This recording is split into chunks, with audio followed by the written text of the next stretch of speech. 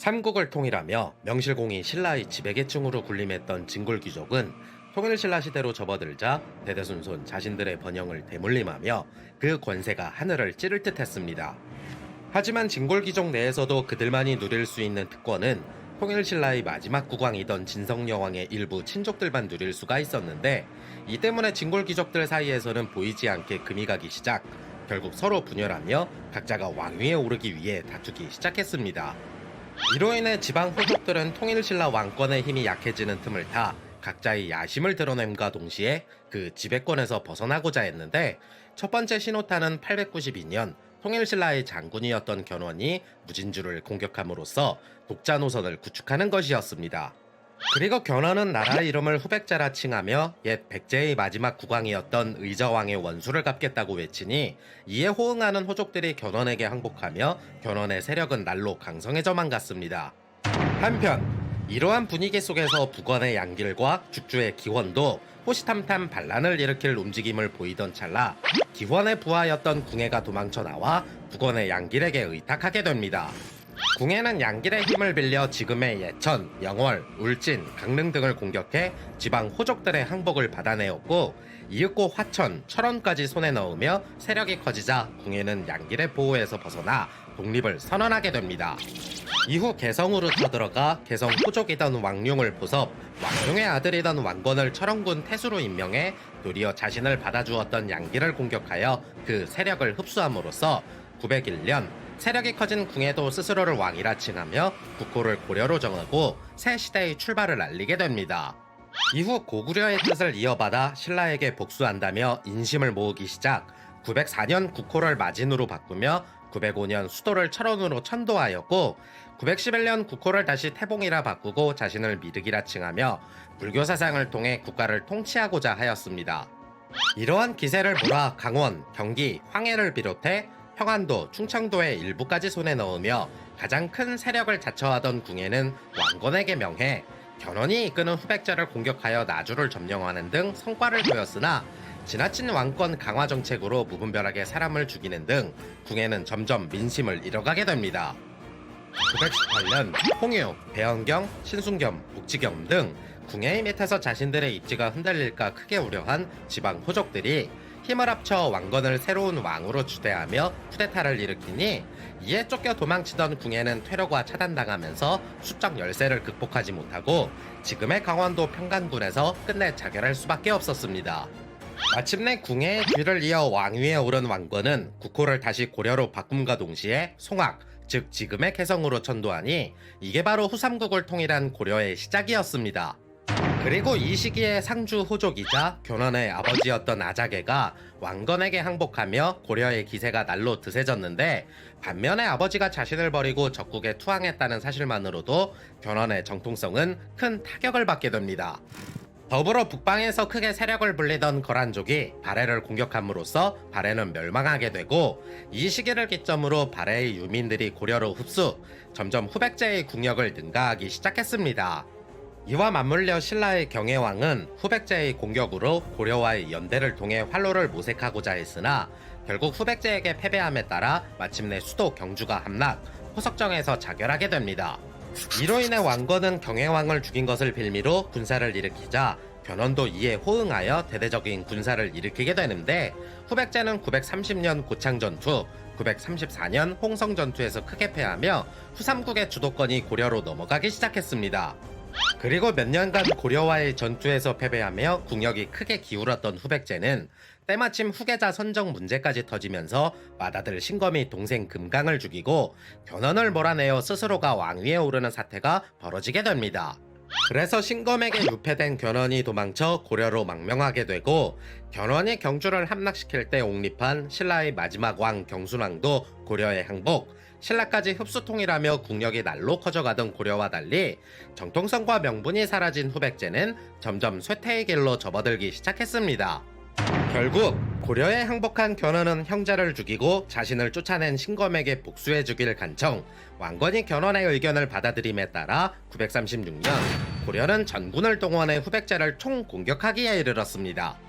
왕건은 결혼과 함께 총병력 약 10만에 달하는 대군을 이끌고 후백자를 공격함으로써 이에 대응하고자 군대를 이끌고 온 신검과 1, 2천 전투가 벌어지게 되고, 고려의 대군을 감당하지 못했던 후백제는 결국 대패하며 도망치던 신검도 항복, 이내 멸망하게 됩니다. 이로써 약 44년간 이어진 후삼국 시대는 왕건의 고려가 재통일하며 새로운 시대로 접어들게 됩니다. 그리하여 삼국을 통일한 왕건은 신라와 후백제, 발해의 유민들까지 흡수하여 이들을 한데 융화시키고 강력한 중앙집권 국가로 탈바꿈하기 위해 노력하였으나, 자신을 왕으로 추대해준 호족들을 쉽게 내칠 수는 없었습니다. 때문에 신라가 호족들의 반란으로 무너진 것처럼 호족 가문들의 딸들과 정략 결혼을 시작, 아들만 있는 호족 가문들에게는 유학이라는 명분하에 개성으로 보내도록 지시하여 정치적 볼모로 잡아두게 됩니다. 더불어 고구려를 계승했다고 자청하며 고구려의 수도였던 평양을 전진 기지로 삼아 적극적인 북진 정책을 고수하였으며, 발해를 멸망시킨 거란과는 등을 지며 거란이 화친의 의미로 보낸 낙타까지 죽이고 사신을 귀양 보내는 등 적대적인 제스처를 취하게 됩니다. 아무튼 태조왕건은 불교를 국가의 이념으로 삼아 숭불 정책을 적극적으로 실시하면서 몸소 아침마다 불공을 드릴 만큼 모범을 보였으나, 모진 풍파를 견뎌내고 왕위에 올랐던 왕건도 세월의 흐름은 이기지 못했습니다. 결국 943년 임종을 눈앞에 두고 고명 대신 박수리를 불러 후대의 왕들이 지켜야 할 훈요 10조를 유언으로 남긴 채 생을 마감하게 됩니다. 궁예를 몰아내고 고려를 건국한 왕건은 후백제와의 전투 때마다 맏아들 왕무를 늘 데리고 다니며 총애하니 왕건의 다음 후계자는 왕무라고 해도 이상하지 않을 정도였습니다. 더군다나 왕무도 이러한 기대에 크게 부응이라도 하듯 후백제와의 전투에서 여러 차례 큰 공들을 세우게 되었는데, 이름처럼 기골이 장대하고 무예가 출중해 아버지를 도와 고려 건국에 크게 기여하게 됩니다. 때문에 왕건은 불곧 장남이자 맏아들 왕무를 태자로 삼고 싶었으나, 왕무의 어머니였던 나주 오씨 집안의 세력이 빵빵하지 못했기 때문에 내심 자기가 죽어 왕무가 왕위를 이었을 경우 국정 운영에 차질이 생길까 염려하게 됩니다. 하지만 이러한 우려와 달리 왕건의 의지는 쉽게 꺾이지 않았으며, 결국 921년 왕건의 오른팔이자 최측근이었던 박수리의 비호 아래 왕무는 정윤에 임명될 수 있었습니다. 그리고 세월이 흘러 943년 왕건이 사망하면서 다음 왕위 계승자는 왕무가 되니, 이가 바로 고려의 2대 국왕인 해종이 됩니다. 세종의 탄생 비화에 대해 기록한 고려사의 내용에 따르면, 당시 왕건은 나주를 점령한 뒤 우연히 시냇가를 지나가고 있었는데, 나주 빨래터에서 빨래를 하는 옷이 뒤에 무지개가 펼쳐져 있는 것을 매우 기이하게 여기어 그녀를 보고 한순간에 반하게 됩니다. 결국 둘은 그날 밤 동침을 하게 되었으나, 왕건은 신분이 미천하던 오씨를 임신시키지 않으려고 지뢰사정을 시도, 오씨는 왕건이 더 큰 사람이 될 것을 직감하고 왕건이 사정한 정액을 손으로 쓸어 모아 자신의 질 속에 넣으니 그렇게 탄생한 아들이 해종이었다고 전해지고 있습니다. 아무튼 당시 왕건의 아들 25명 중 맏아들 해종을 제외하고는 차남 왕유와 삼남 왕소의 힘이 가장 컸었는데, 이들은 왕위 도전에 대한 욕심을 공공연히 드러내곤 했습니다. 때문에 해종은 이러한 둘의 움직임을 알고 있으면서도 딱히 견제할 힘을 가지지 못해 내심 불안해하면서 모른 척 지나가기 일쑤였고, 누가 보냈는지 모르는 자객들도 맨손으로 때려잡을 만큼 스스로를 지켜낼 줄 알았으나, 결국 암살 시도가 빈번하게 늘어나자 해종은 하루하루가 매우 불안하기만 했습니다. 결국 아버지를 도와 숱하게 전장을 휩쓸고 다녔던 해종이었지만 즉위한 지 2년 만에 병을 얻어 사망하게 되고, 뒤이어 해종의 동생이자 차남이었던 왕효가 신하들의 추대로 왕위에 오르게 되니, 이가 바로 고려의 세 번째 국왕 정종이 됩니다. 정종은 형 해종과는 다르게 집안부터 빵빵해 든든한 지원을 받을 수가 있었는데, 비록 해종과는 이복 형제였지만 왕건의 차남이었으며, 어머니는 충주의 대호족 집안이자 누나는 신라 경순왕과 결혼했고, 와이프는 백제 견훤의 외손녀였기 때문에 누구든 감히 건드릴 생각조차 못하는 상황이었습니다. 더군다나 왕건의 사촌동생이면서 정종에게는 작은아버지였던 왕십념의 지지를 줄곧 받으며 왕건의 명에 의해 다스리고 있던 평양은 특히나 해종이 어쩔 수 없을 정도로 어마무시한 세력이기도 했습니다. 이런 상황이다 보니 정종은 등극과 동시에 개국 공신들을 하나둘씩 숙청하기 시작했는데 그 첫 번째가 바로 고명 대신 박술이었으며 자신을 줄곧 역적이라 매도했던 왕규를 처단하기 위해 개경을 쑥대밭으로 만들게 되었고 이 때문에 개경 사람들에게는 큰 비난을 받게 됩니다. 그래서 개경은 자신의 정치적 기반이 될 수 없다고 판단한 정종은 이듬해 947년이 되자 고구려의 영토를 수복한다는 핑계를 대며 평양으로 천도할 계획을 세우고 궁궐을 짓기 시작했습니다. 그러나 궁궐을 지으며 일손이 부족하자 평양 백성들을 강제로 부역에 동원하였으며 이도 모자라 개경의 일부 백성들까지 강제 이주시켜 부역에 동원하게 되니 백성들의 불만이 점점 늘어나게 됩니다. 한편 신라 말기와 후삼국 시대에 활약한 학자들 중 신라 삼최라 하여 3명의 경주 최씨들을 가장 으뜸으로 쳤는데 이들은 신라의 골품제로 인해 출세하지 못할 것을 우려해 당나라로 유학을 떠나게 됩니다. 이러한 시대적 배경 때문인지 당시 당나라 외국인 전형 과거 시험이었던 빈공과에 응시해 대부분 신라 출신 학생들이 좋은 성과를 내곤 했었는데 바로 여기서 가장 으뜸이던 신라 3최 경주 최씨 인물들이 바로 신라의 최치원, 후백제의 최승우, 고려의 최원유였습니다. 그리고 이 최원유의 아들 최강윤도 5대 10국 시대의 후진으로 유학을 가다가 거란에게 붙잡혀 인질로 끌려가게 되었고 최강윤의 능력을 높이 산 거란이 벼슬을 주고 그곳에 있게 만드니 최강윤은 어쩔 수 없이 눌러 살아야만 했습니다.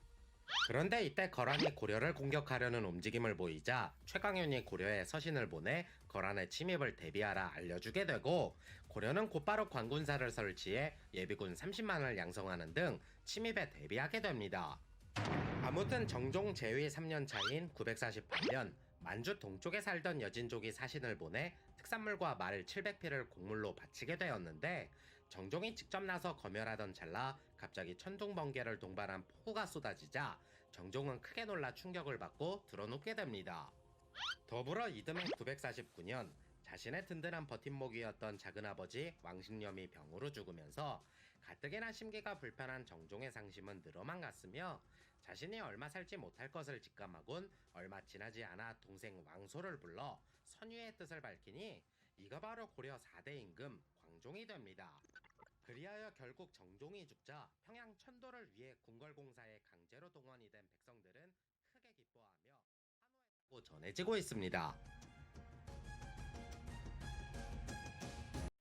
949년 자신의 형인 정종의 뒤를 이어 25살 젊은 나이로 왕위에 오른 광종은 백성들의 불만을 샀던 천도 계획을 취소하고 궁궐공사로 무분별하게 동원된 백성들을 해방시키니 백성들은 광종의 즉위를 축하하며 크게 기뻐하였습니다.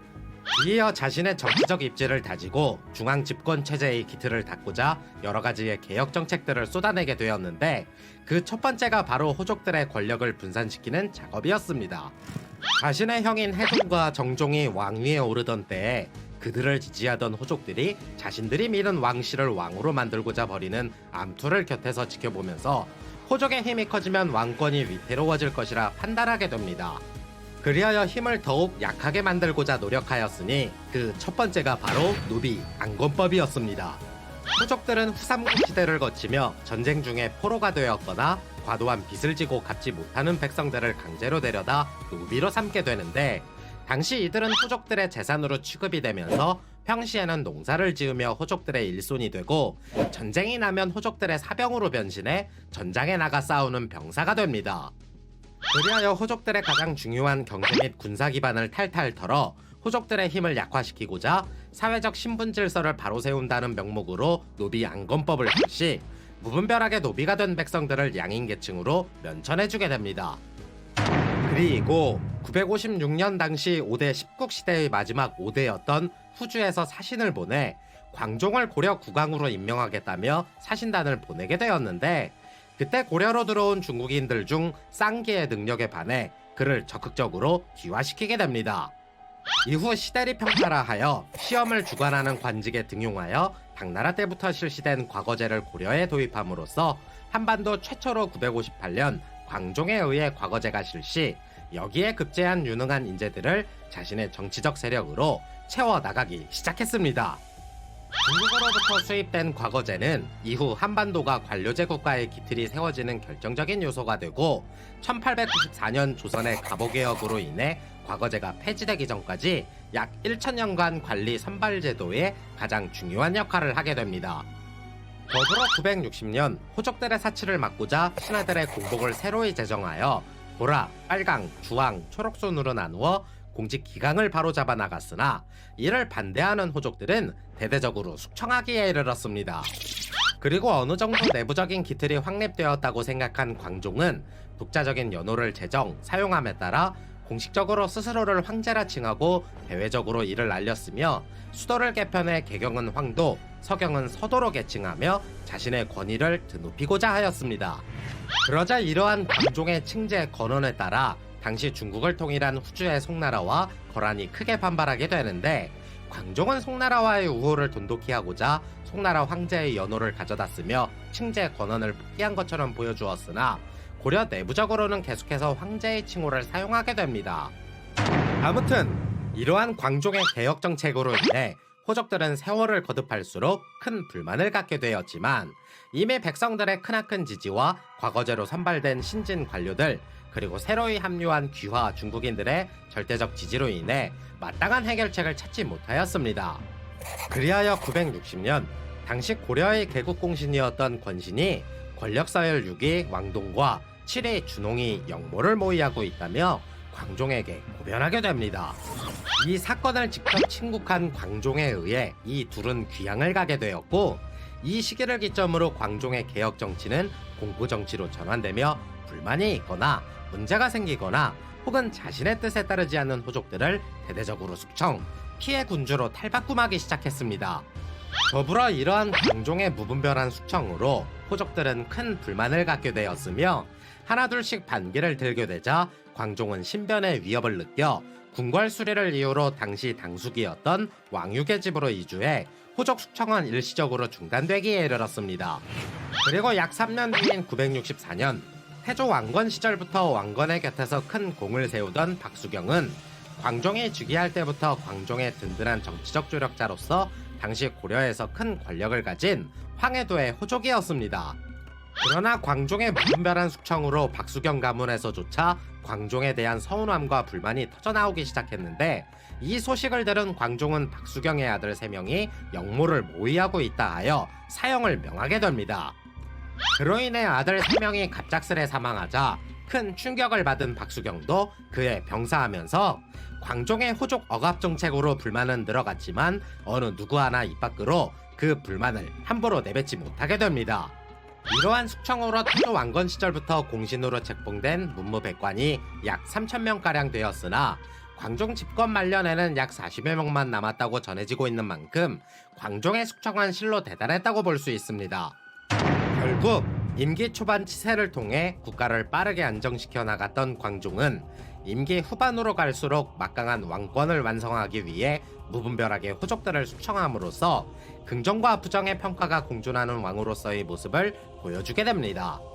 그 결과로 그는 죽기 전까지 불교를 더욱 신봉하여 대대적인 사찰 건립 등 불교를 적극적으로 장려하기도 하였으나 사찰 중수 및 공양 시주가 늘어나며 지나치게 불교에 의존하는 모습을 보이기도 했습니다.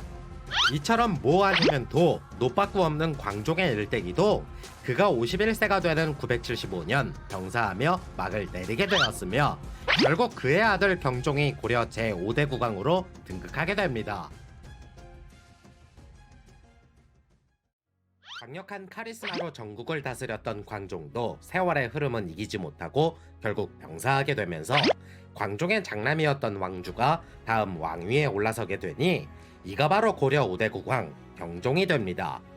아버지 광종의 대대적인 호족 숙청 사업으로 이미 날 때부터 다음 왕위를 이을 후계자로 지목을 받았던 경종이었으나 어려서부터 아버지의 공포정치 탓에 눈밖에 나지 않으려 매사에 조심할 수밖에 없었습니다. 때문에 호족들이 경종을 등에 업고 기세 등등할까 우려했던 광종은 항상 태자였던 경종을 경계하며 모질게 대하곤 했었는데 이러한 이유로 아버지에게 사랑을 받지 못했던 경종은 매우 불우한 어린 시절을 보내야만 했습니다. 결국 광종의 뒤를 이어 왕위를 물려받은 경종은 곧바로 사회 통합과 민심 수습을 위해 아버지의 흔적들을 하나둘씩 청산하기 시작, 아버지 광종으로 인해 억울함을 호소하는 자들을 관대하게 용서해주며 석방하는 등 많은 노력을 기울이게 됩니다. 그러나 이러한 경종의 노력은 또 다른 법안을 발의하면서 큰 문제를 야기하게 되는데, 이른바 보복법이라 하여 광종에 의해 지나치게 탄압을 받은 호족들을 위해 합법적으로 보복할 수 있는 법안을 통과시켰다는 것입니다. 때문에 호족들은 자신들을 모함했던 사람들을 찾아내어 보복법에 따라 무분별하게 복수하기에 이르고, 시간이 점차 지나면서 호족들은 이 법을 사적으로 악용해 죄 없는 사람들까지 조지기 시작하는 문제가 드러나기 시작했습니다. 그리하여 보복법으로 인해 경종의 친척들까지 살해당하는 일들이 벌어지자 경종은 크게 노하며 즉각 보복법을 폐지하기에 이르렀고, 사적인 복수를 행한 사람들을 처벌하게 됩니다. 그리고 어느 정도 상황이 마무리가 되고 민심이 안정되었다고 판단한 경종은 곧바로 과거 제도를 통해 인재를 선발하며 기틀을 다져나가기 시작했으며, 전식과를 실시해 관료들의 급여 체계를 확립하기에 이르렀습니다.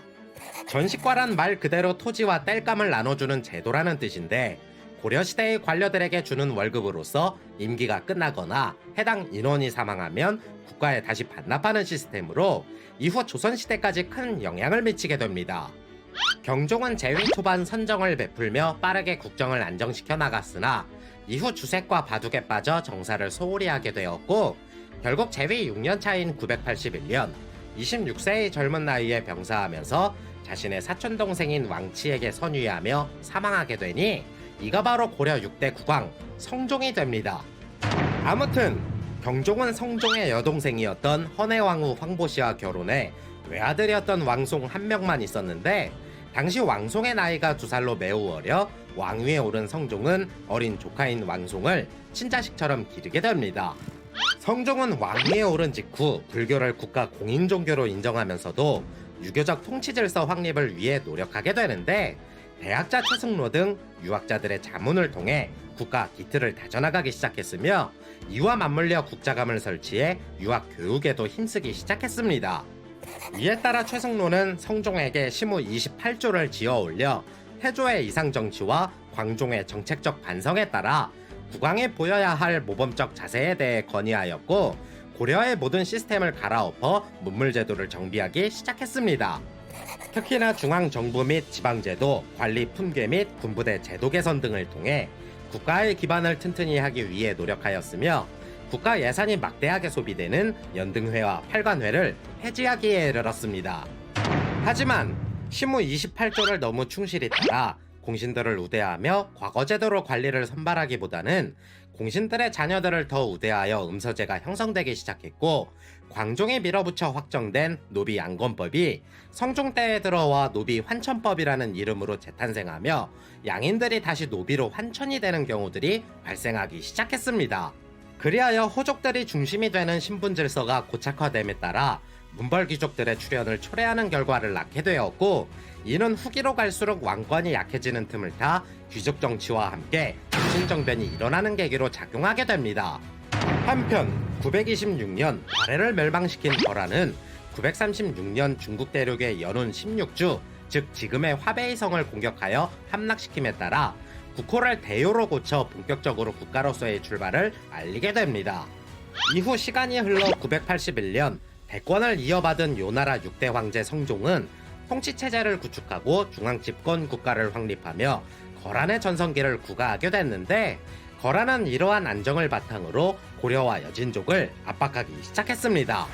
고려는 태조의 훈요 10조에 따라 거란을 배척하며 송나라와 화친을 맺고자 했는데, 당시 발해의 후예를 자처하던 정왕국까지 이 둘과 손을 잡고 거란에 대항하기 시작하자 거란은 점점 고립되어 갔으며, 결국 986년 정왕국을 쳐들어가 멸망시키게 됩니다. 그리고 993년 거란은 고려에게 송나라와 화친을 끊고 자신들과 교류할 것을 요구했으나 거절당하자 거란의 소순령이 약 10만의 대군을 이끌고 고려를 침공, 제1차 여요전쟁이 발발하게 됩니다. 뒤이어 거란의 침입으로 평안북도 봉산군이 함락되며 그곳을 지키던 윤서인이 포로로 붙잡히게 되고, 거침없이 남아하던 소손령은 안융진에서 발해의 마지막 왕족이던 대도수를 만나 패하며 전장은 고착 상태가 되었습니다. 이후 소손령은 안융진에서의 패배로 공세를 굳히기가 힘들어지자 고려에게 항복할 것을 요구하며 그 자리에서 머무르게 됐는데, 고려 조정은 곧바로 대응하기보다는 일련의 사태에 대해 어떻게 처리하면 좋을지 논의가 한창이었습니다. 그때 조정 대신들은 거란과 화친을 맺고 무조건 항복하자는 항복론과 그냥 항복하면 안 받아줄 테니 평양 이북의 땅을 떼어주고 항복하자는 할지론으로 의견이 나뉘어 피 터지게 싸우고 있었는데, 때마침 소선영의 의도를 간파한 서희가 나서서 이 두 의견을 강력히 반대하며 혈혈단신으로 소선영을 만나기 위해 찾아가게 됩니다. 야 서희야, 너희는 신라 땅에서 일어난 신라 민족이고 우리는 고구려 땅에서 일어난 고구려 민족인데 왜 자꾸 북쪽으로 기어 올라오는 거야? 뭔 소리야, 우리가 진짜 고구려를 계승했고 니들이 지금 점령한 땅도 원래 우리 거였어. 그러니까 국호도 고구려 이름을 따서 고려라고 정한 거고 수도도 평양이잖아. 딱 보면 몰라? 아니 딱 보면 모르냐고. 아니 그럼 너희는 친하게 지낼 거면 우리랑 더 친하게 지내야지 왜 붙어먹어도 반대파 세력인 송나라와 붙어먹냐, 이 말이야 내 얘기는. 그거는 니네랑 우리 사이에 여진족이 껴서 그런 거잖아. 니네가 내려온 김에 여진족 몰아내주고 땅도 좀 떼어주고 가면 니네랑 교류 못할 것도 없지 않겠어? 그렇게 서희와 담판한 직후 거란이 물러가며 평안북도 서북쪽 일대의 땅을 얻게 되었는데, 그게 바로 우리들이 배우는 역사 교과서에도 실렸던 그 유명한 강동 육주입니다. 곧바로 고려는 이곳에 성을 쌓고 방어를 단단히 하니 거란은 죽을 때까지 이곳을 단 한 번도 공략하지 못하였으며, 외교적 성과로 제1차 여요전쟁이 마무리가 되자 고려는 잠시나마 송나라와 단교하고 거란의 연호를 쓰며 형식적으로나마 거란의 비위를 맞춰주게 됩니다. 아무튼 유교 정책을 고수하며 유교 국가로 탈바꿈하고자 했던 성종이었지만 그 역시 993년 38세의 젊은 나이에 병사하게 되고, 아들을 낳지 못해 후사가 없어 다음 왕위는 자신이 아들처럼 친히 돌봐주던 경종의 아들 왕송이 왕위를 잇게 되니 이가 바로 고려 7대 국왕 목종이 됩니다. 갑작스레 성종이 병사하고 17살의 나이로 왕위에 오른 목종은 재위 초반부터 성종이 추진한 국가 사업들을 이어받아 더욱 완벽한 체제 정비를 위해 온 힘을 쏟으며 매우 의욕적인 정치 행보를 보이게 됩니다. 더불어 송나라에 몰래 사신을 보내 송나라의 풍속을 좋아하지만 거란의 위협으로 이를 실현하지 못하고 있다며 송나라와 요나라 사이에서 중립 외교를 펼치는 한편 전시가를 개종하고 평안도와 함경도에 여러 성을 쌓으며 거란의 침입에도 대비하게 됩니다. 그러나 목종의 대유 기간 동안 유일하게 꼬집을 만한 흠을 찾는다면 가족관계가 다소 복잡하다는 것이었는데, 당시 고려 초기에는 신라의 전통에 따라 가족끼리 결혼하는 근친혼이 가장 보편적인 혼인 방법이었습니다. 통일신라 시대를 거치며 골품제를 기반으로 최상위 계급인 성골들은 순수한 왕족 혈통을 유지한다는 명목하에 몇백 년 동안 근친혼을 반복했는데, 이러한 신라의 풍속에 영향을 받은 고려 왕족들 또한 근친혼을 매우 당연시했었습니다. 그리하여 고려를 통일한 태조 왕건조차도 왕실 세력을 한데 모으기 위해 이복 남매끼리 혼인을 시키게 되는데, 특히나 2대 국왕 해종은 자신의 딸을 이복 동생 정종과 광종에게 시집 보내기도 하였으며, 광종은 대목왕후와 결혼해 5대 국왕 경종을 낳게 됩니다. 그리고 태조의 8번째 아들이었던 왕욱은 선희 왕후와 결혼해 6대 국왕 성종, 헌해 왕후, 헌정 왕후 등을 낳게 되었고, 5대 국왕 경종이 헌해 왕후와 결혼해 낳은 아들이 바로 7대 국왕 목종이 되는 것입니다. 이렇다 보니 대부분 같은 성씨끼리의 혼인은 피하고자 여자 쪽 인물들은 왕씨가 아닌 다른 성씨를 물려받아 쓰는 습관이 있었고, 목종의 어머니 헌해 왕후도 왕건의 손녀로서 원래대로라면 왕씨였으나 친할머니의 성씨를 물려받아 황보씨로 불려지게 됩니다. 아무튼 후사가 없어 내심 걱정하던 경종이 헌해 왕후와 아들 목종을 낳게 되면서 왕위 계승에 대한 고민은 한시름 덜게 되었지만 이내 병사하게 되고, 다음 왕위는 성종이 있게 되면서 헌해 왕후는 어린 목종과 함께 별도의 궁궐에 머무르다 이 시기쯤 외가 친척인 김치향을 만나게 됩니다.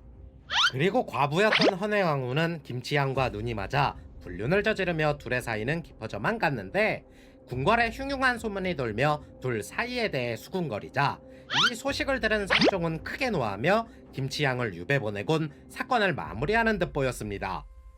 그러나 이후 목종이 왕위를 이으면서 헌해 왕후는 헌해 왕태후가 되어 천추전에 거처를 마련하였고, 이미 목종이 성인이 되어 직접 친정을 할 수 있었음에도 무리하게 끼어들어 섭정을 천명하니 사람들은 그녀를 천추태후라 부르게 됩니다.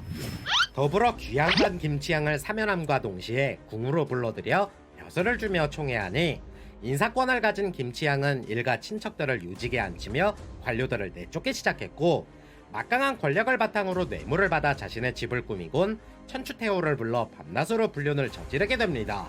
한편 어머니의 막강한 권력에 밀려 정치적 추진력을 완전히 상실한 목종은 김치향을 내보내지도 못하고 뜬금없이 일탈을 일삼으며 엄한 곳으로 눈길을 돌리기 시작하니 그게 바로 동성애였습니다. 당대의 굉장한 꽃미남으로 인정받던 유행간이라는 남자와 동성애를 하며 벼슬을 주어 그를 총애하게 되는데, 목종은 교지를 내릴 때마다 유행간에게 먼저 묻고 시행할 정도로 총애하자 유행간의 위세가 하늘을 찌를 듯 했습니다. 뒤이어 등장한 유충정이라는 남자까지 목종의 총애를 받게 되면서 이 둘은 궁으로 들어올 때마다 수행원을 대동, 왕과 같은 대우를 받게 되자 고려의 기강이 차츰 무너지기 시작하였는데, 이때쯤 결정적인 사건 하나가 터지게 됩니다. 1003년 천추태후와 김치향의 식을 줄 모르는 사랑은 결국 나름대로의 결실을 맺으며 둘 사이에서 아들이 태어나게 되는데, 이들은 자신들의 아들을 왕으로 만들고자 일을 하나 꾸미기 시작했습니다. 더불어 이 둘은 후사가 없던 목종이 계속해서 왕자를 낳지 못한다면 차기 왕위 계승자 서열 1위로 내정되어 있던 대량 원군마저 외딴 사찰로 쫓아내곤 은밀히 암살하기 위해 여러 차례 시도했으나 성공하지 못했습니다.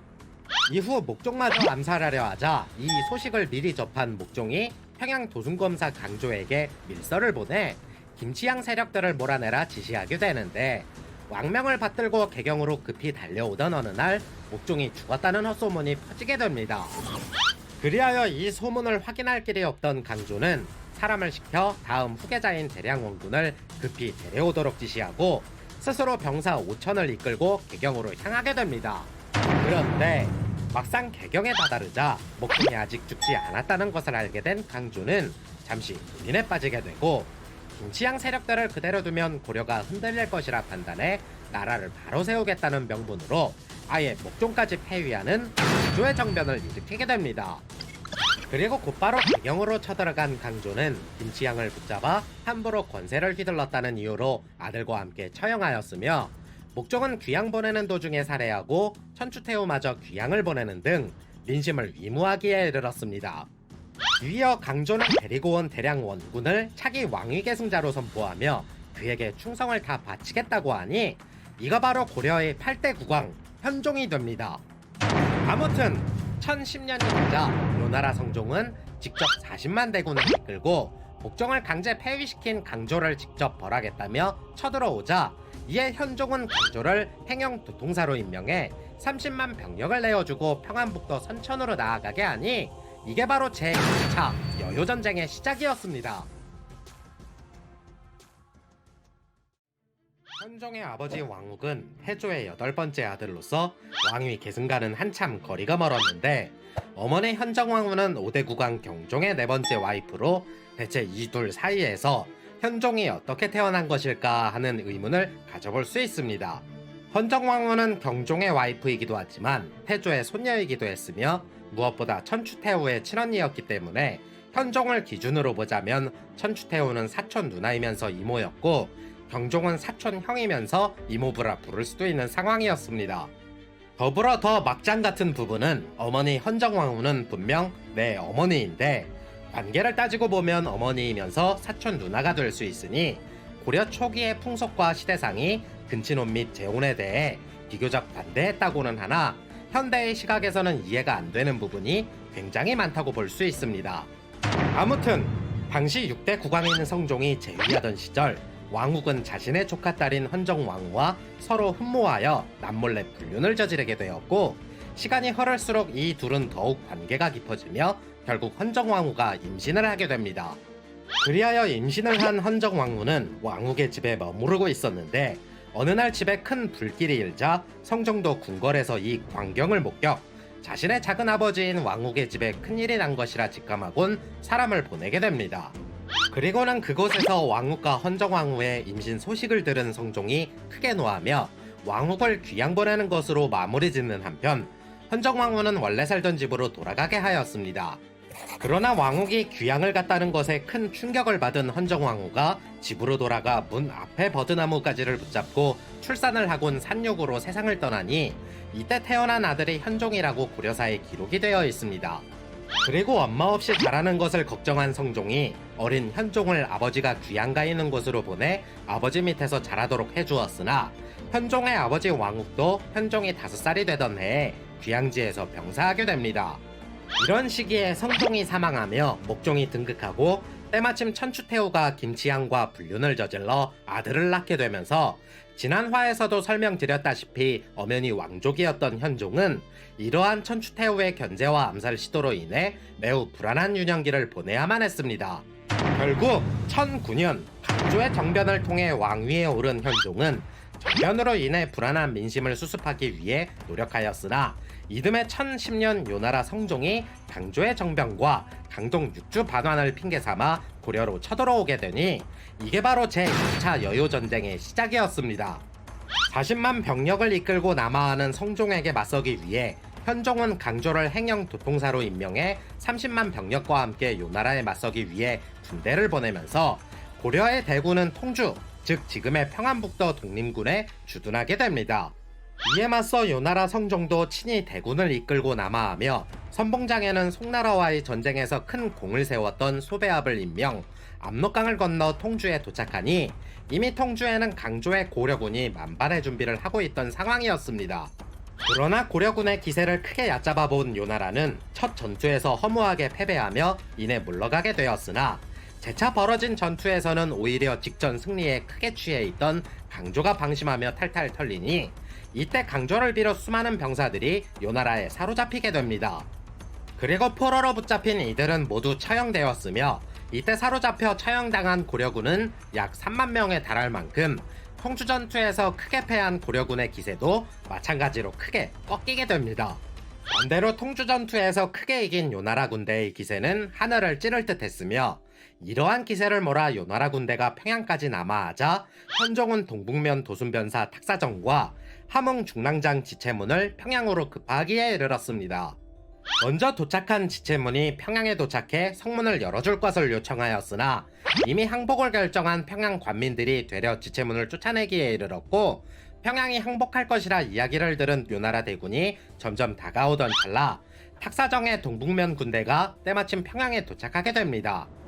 이후 평양을 접수하러 온 요나라 선봉대가 고려 기병부대에게 전멸당하자 크게 노한 성종이 총공격을 감행, 요나라 대군의 기세에 놀란 탁사정은 오히려 도망가 버렸고 대신 통군녹사 강민첨이 대활약하며 평양을 지켜낼 수 있었습니다. 전장이 성과 없이 지지부진하자 성종은 큰 결단을 내려 대치하고 있는 고려군 주력부대는 그대로 두고 단숨에 개경으로 쳐들어가 현종을 사로잡을 계획을 세우게 되는데 이 때문에 요나라 군대의 진영이 약 400km 이상 길게 펼쳐지게 됩니다. 때문에 이 기세에 크게 놀린 조정 대신들은 대부분 항복을 주장하였으나 강감찬을 비롯해 일부 신하들은 항전을 외치며 결사항전의 뜻을 내비치게 되었고 결국 현종도 싸우기로 마음먹으면서 그대로 남아 왕의 몽진이 시작되었습니다. 그러나 당시 고려는 조선과는 다르게 호족들의 힘이 워낙 강성해 왕이 몽진을 하는데도 제대로 거들떠보지도 않았으며 오히려 현종을 시해하려는 움직임까지 보이는 등 현종은 몽진 내내 큰 고생을 하게 됩니다. 이로 인해 현종은 2차 여요전쟁이 벌어지는 동안 전라북도 전주, 전라남도 광주와 나조를 돌아다니며 계속 몽진을 감행하였고 왕이 없는 개경은 결국 요나라 군대에게 함락되며 약탈과 방화로 큰 고초를 겪어야만 했습니다. 여담으로 이 시기에 역대 고려 왕조의 실록들이 소실되어 현종의 명으로 다시 편찬된 실록이 7대 실록이라 하여 후대에 전해지고 있습니다. 아무튼 서북면 도순변사 양규는 흥화전에서 홀로 3천의 병력으로 요나라 40만 대군에 맞서 크게 선방하게 되는데 결국 흥화진을 함락시키지 못했던 요나라는 흥화진을 뒤로 한 채 그대로 남아 양규는 흥화진에서 병력 700명을 차출하여 통주전투에서 살아남은 패잔병 1000명을 수습해 1700명의 병력을 모으게 됩니다. 그리고 이 1700명의 병력은 결사대로서 2차 여요전쟁의 판도를 뒤엎을 대활약을 하게 되는데, 당시 요나라 병참기지로 쓰이고 있던 평안북도 곽상군의 곽주성을 비롯해 요나라 군대의 후방을 공격하니 후방이 크게 위태로워진 요나라는 개경을 함락시키고도 끝내 퇴각을 고려할 수밖에 없었습니다. 때마침 고려조정에서도 왕이 직접 항복하러 찾아가겠다며 요나라를 회유하기 시작했고, 후방에서의 교란과 전쟁이 장기화될 것을 우려한 요나라는 고려의 화친을 받아들이며 결국 회군을 하기 시작했습니다. 하지만 이때 요나라 후방을 괴롭히던 고려군은 퇴각하는 요나라 군대를 가만히 두지 않고 맹렬히 쫓으며 큰 타격을 주었고, 이때 요나라 군대는 대부분 괴멸대기에 이르렀습니다. 이후 현종은 전쟁이 끝나자 마지막 전투에서 장렬하게 전사한 양규를 비롯 여러 장수들과 병사들의 장례를 치루어주고, 현종이 몽진하는 동안 끝까지 현종의 곁에서 현종을 보필한 지체문 등은 나라를 구했다 하여 개국공신으로 책봉하게 됩니다. 그리고 2차 여요전쟁이 마무리가 되며 고려는 점차 안정을 찾게 되었으나, 요나라는 지속적으로 사신을 보내 국왕의 친조를 재촉하게 되고, 고려는 그때마다 왕의 몸이 좋지 않아 친조가 불가능하다며 거부하기에 이르렀습니다.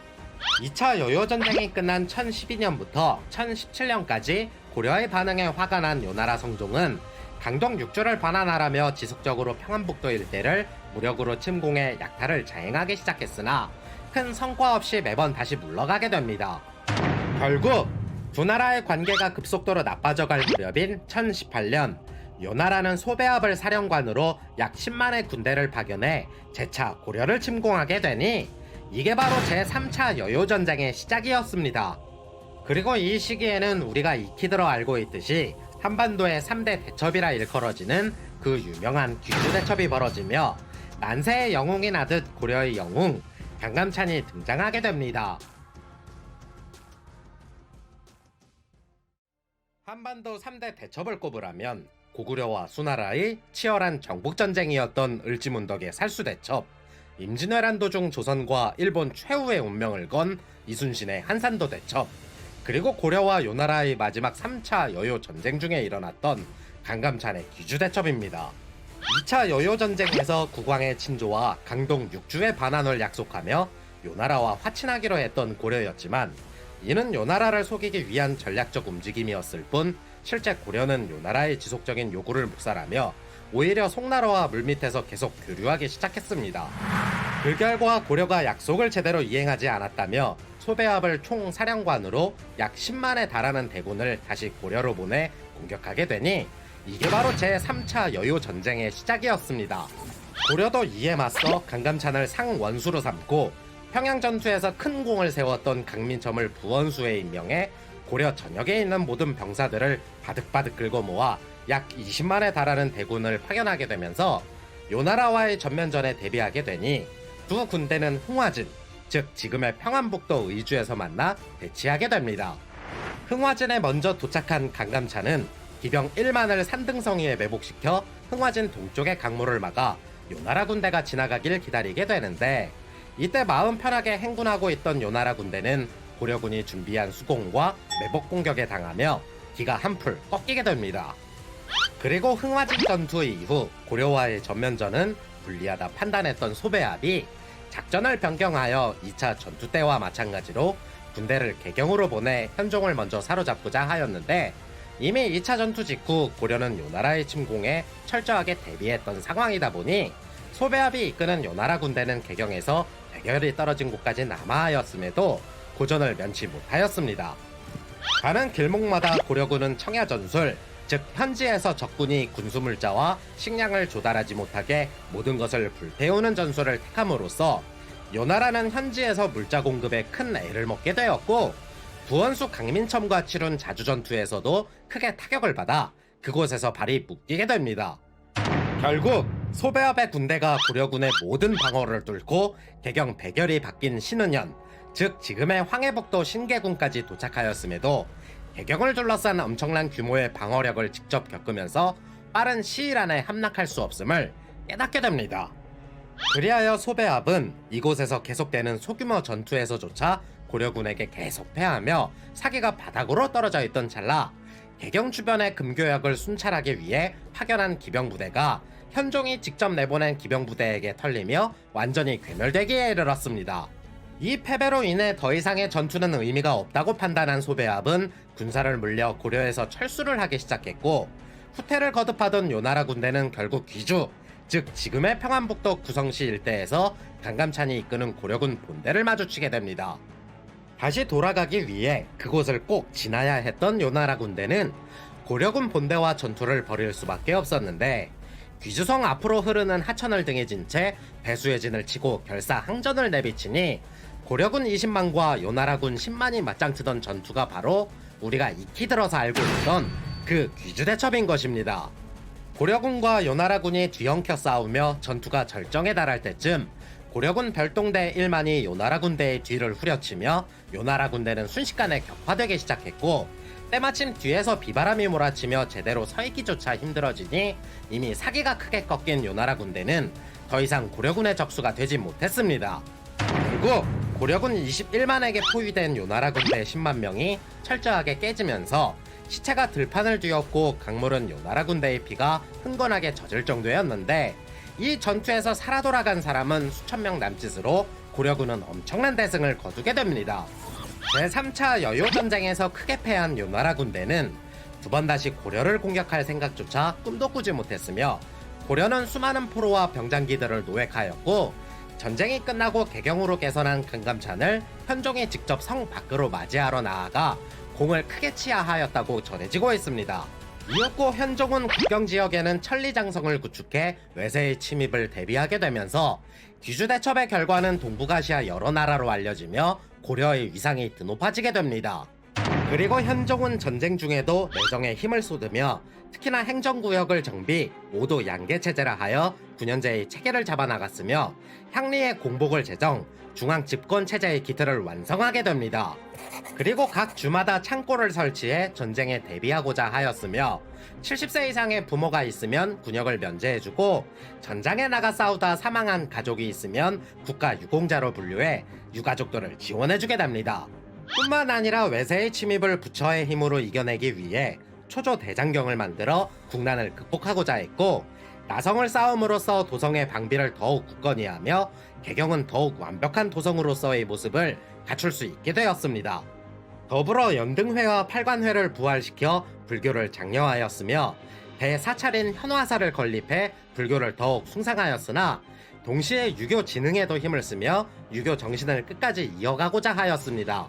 여담으로 이 시기에 고려를 구한 강감찬은 70대 중반의 전장터에 나가 귀주대첩을 치르며 몸이 많이 쇠약해지자 이후 현종을 찾아가 은퇴의 뜻을 내비추게 됩니다. 하지만 현종은 강감찬에게 지팡이와 의자를 선물해주며 사흘에 한 번씩 출근하라고 하였으나 결국 강감찬보다 먼저 하늘나라로 간 사람은 현종이었습니다. 그리고 강감찬이 태어난 지금의 서울시 관악구 낙성대 일대는 강감찬의 시호를 따서 학교 이름을 지었으며, 당시 강감찬이 개경에 살던 집을 가리켜 낙성대라 불렀기 때문에 현재 이곳은 태어난 곳이라 똑같이 낙성대로 지었다는 일화도 전해지고 있습니다. 아무튼 친척들의 왕권 다툼으로 불안한 유년기를 보냈던 현종은 왕위에 올라서도 두 번의 여요전쟁을 치르며 많은 부침이 있었습니다. 하지만 사후 100년간 이어진 고려의 전성기를 생각해볼 때 국가의 기틀을 닦으며 눈부신 업적들을 쌓아 올렸던 현종도 결국 40세에 사망하면서 1031년 현종의 장남이었던 왕흠이 왕위에 오르게 되니 이가 바로 고려의 9번째 국왕 덕종이 됩니다. 현종의 장남으로서 사후 왕위를 물려받은 왕흠은 곧바로 16세의 어린 나이에 왕위에 오르게 되었는데, 고려사에 기록된 그의 기록을 잠시 살펴보면 성품이 강직하고 과단성이 있으며 벽돌을 밟기만 해도 깨지는 것은 덕이 무겁기 때문이라고 하였으니 이가 바로 고려 9대 국왕 덕종이 됩니다. 1031년 고려를 수십 년간 괴롭히던 요나라 6대 황제 성종이 사망하면서 성종의 장남이던 야율 종진이 즉위, 요나라 7대 황제 흥종이 됩니다. 당시 성종은 정비였던 인덕 황후와는 자식이 없었고 궁녀였던 손우궁과의 사이에서 탄생한 아이가 바로 흥종이었으나, 인덕 황후는 비록 자신의 친아들이 아니었음에도 친아들과 다를 바 없이 그를 아끼며 보살펴 주었습니다. 그리고 성종이 사망하고 흥종이 다음 황제로 등극하자 손우군은 자신이 정치 일선에 뛰어들어 권력을 잡으려 정변을 일으키게 되었는데, 그 첫 번째로 성종의 정비였던 인덕 황후를 강제로 폐위, 흥종의 간청에도 인덕 황후를 유배지에서 처형하는 등 마카파식 정치를 보여주게 됩니다. 때문에 이러한 손우군의 무분별한 처형과 독주를 피해 요나라의 수많은 고위 관료들, 발해가 멸망하며 요나라로 흡수된 발해 왕족들이 대거 고려로 망명을 하게 되었으며, 흥종 등극과 동시에 자신의 친엄마가 일으킨 정변으로 인해 정치적으로도 매우 시끄러운 임기 초반을 보내게 됩니다. 그래서 흥종은 자신의 어머니를 쫓아내며 나라의 기강을 다시 잡는 한편 고려와의 국경선인 압록강 부근에 부교와 보루를 쌓기 시작했는데, 이는 고려에게는 큰 위협이자 골칫거리로 남을 수밖에 없었습니다. 그해 10월 고려는 여요전쟁 포로 송환과 함께 압록강 부근의 국경지대에 설치한 부교와 보루를 해체할 것을 요나라에 공식적으로 요청하였으나, 한창 내부적으로 시끄러웠던 요나라는 고려의 이러한 요구를 묵살하게 됩니다. 결국 서희의 아들인 문하시중 선울과 개경 나성건축가 왕가도가 덕종에게 청하길, 요나라 요청대로 고려는 화친하고자 하는데 그들이 우리들의 요구를 묵살하고 있으니 다시 교류를 끊자고 건의하게 됩니다. 이 둘의 청을 받아들인 덕종이 교류를 끊으며 강경 일변도의 자세를 취하게 되면서, 요나라에서는 이를 수습하고자 지속적으로 사신을 보냈지만 고려는 이를 거절하였으며, 오히려 북방에는 요나라 침공을 막고자 장성을 쌓기 시작, 이게 바로 천리장성이었습니다. 그리고 요나라를 더욱 압박하고 독자적인 세력을 구축하기 위해 이웃나라들에게 관직을 내려 조공 무역을 늘려가기 시작했으며, 울릉도와 제주도의 성주가 특산물을 조공하는 것을 비롯 북방 대부분의 여진족이 고려에게 조공하며 관직을 받게 되었고, 이로 인해 이 당시의 고려의 위상은 가히 동북아시아 최강이라고 해도 과언이 아닐 정도였습니다. 그러나 16세의 왕위에 올라 어린 나이에도 나라를 잘 이끌어 나갔던 덕종이었지만, 19세가 되던 해에 병사하며 3년간의 짧은 치세를 마무리하면서 결국 자신의 동생 평양군 왕영에게 왕위를 물려주게 되니, 이가 바로 고려 10대 국왕 정종이 됩니다. 1035년 현종의 둘째 아들이자 덕종의 친동생이었던 정종은 형 덕종의 유지를 이어받아 요나라와의 강경 외교 정책을 줄곧 고수하게 되는데, 이때 요나라는 고려에게 사신을 보내 세 가지의 요구사항을 전달하게 됩니다. 야, 너희들 우리랑 단교한 건 너희 형이랑 우리 일이니까 너희는 우리랑 다시 교류하자. 그리고 변경에 천리장성 쌓으면 우리가 좀 쫄리잖아. 이제 작업 그만하고 대신 이거 2개 안 지키면 전쟁이니까 너희 그렇게 알고 있어. 알겠지? 우리 너희들이랑 교류 안 할 건데? 그리고 천리장성 쌓는 일은 우리나라 일이니까 너희가 뭐라 할 입장이 아니야. 너희들이 포로로 붙잡은 애들이나 돌려보내. 그리고 안 지키면 전쟁한다고? 한번 또 제대로 붙어볼까? 이러한 일이 있고 나서 주변국들은 요나라에서도 얻지 못하는 강대국이 바로 고려였다는 것을 더욱 확고히 인식시켜 주었고, 이를 의식한 듯 요나라에서 고려를 침공하였으나 큰 수확 없이 실패, 조공무역이 더욱 강화되며 고려의 국력은 한층 더 커지기 시작했습니다. 그리고 당시 고려는 전통적으로 노비끼리의 혼인은 인정해 주었으나 양민과 노비의 결혼은 양천 교혼이라 하여 서로 신분이 다른 사람들이면 결혼은 엄격하게 금지하던 시대였습니다. 이는 국가적으로 보았을 때 병역 의무나 세수 확보를 위해서는 양민이 많아야 했던 만큼, 당시 고려의 시대적 기본 원리였던 일천즉천에 따라 노비의 숫자가 늘어날 경우 국가의 군사적 재정적 상황이 많이 안 좋아질 수밖에 없었기 때문이었습니다. 그런데다 상대적으로 아무런 힘이 없던 여자 노비들이 양인 남자들과의 사이에서 자녀를 출생하는 경우 자식들이 어머니만 알고 아버지는 모르는 시대적인 상황들이 많았기 때문에, 이를 법으로 제정함으로써 천한 것은 어머니를 따르도록 하라 라는 정종의 명으로 천자수모법, 즉 노비 종모법이 시행되기에 이르렀습니다. 노비와 관련된 문제는 현대에 이르러서도 조선시대의 역사를 폄하하거나 세종대왕의 업적을 의도적으로 낮추기 위해 국가 인구의 절반이 노비였기 때문에 조선은 배울 가치도 없는 역사라고 치부하는 경향들이 있는데, 노비와 관련된 주제는 제가 작년에 보다 상세히 다룬 영상들이 있으니 상단의 링크를 참조하시길 부탁드리겠습니다. 아무튼 정종이 재위하던 기간 동안에는 국가적 자연재해가 끊이질 않았었는데, 1035년 서울 및 경상도 지방에 장기간 동안 이어진 지진을 비롯해 전국적으로도 가뭄이 크게 들어 비가 내리지 않는 등 많은 고초를 겪게 됩니다. 이로 인해 정종원 스스로 덕이 없어 나라에 큰 흉년이 들었다고 하여 죄수들을 대거 석방하였고, 스스로도 검소함을 실천하기 위해 식사량도 줄이는 등 여러 노력들을 보이게 되었으나 결국 이러한 스트레스가 겹쳐 재위 12년 만인 1046년 이복 동생인 왕휘에게 선위하며 29살의 젊은 나이에 병사하게 됩니다.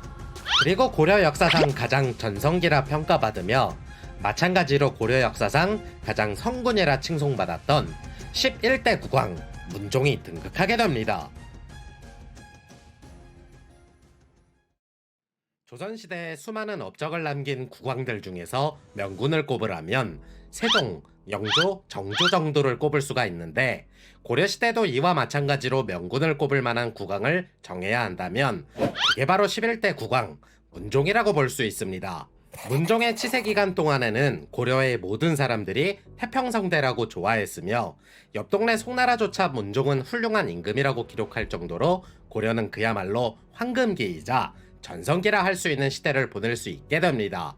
1047년 문종은 즉위 첫 해부터 문화시중 최충에게 명해 법률을 정비하기 시작했는데, 죽을 죄를 지었어도 최소 3번은 심리하여 죄를 판결하라는 삼복죄를 만들었으며, 한 가지의 죄를 판결할 경우 최소 3명의 법관이 이를 심리하라 라는 의미로 삼원 신수법을 만들게 됩니다.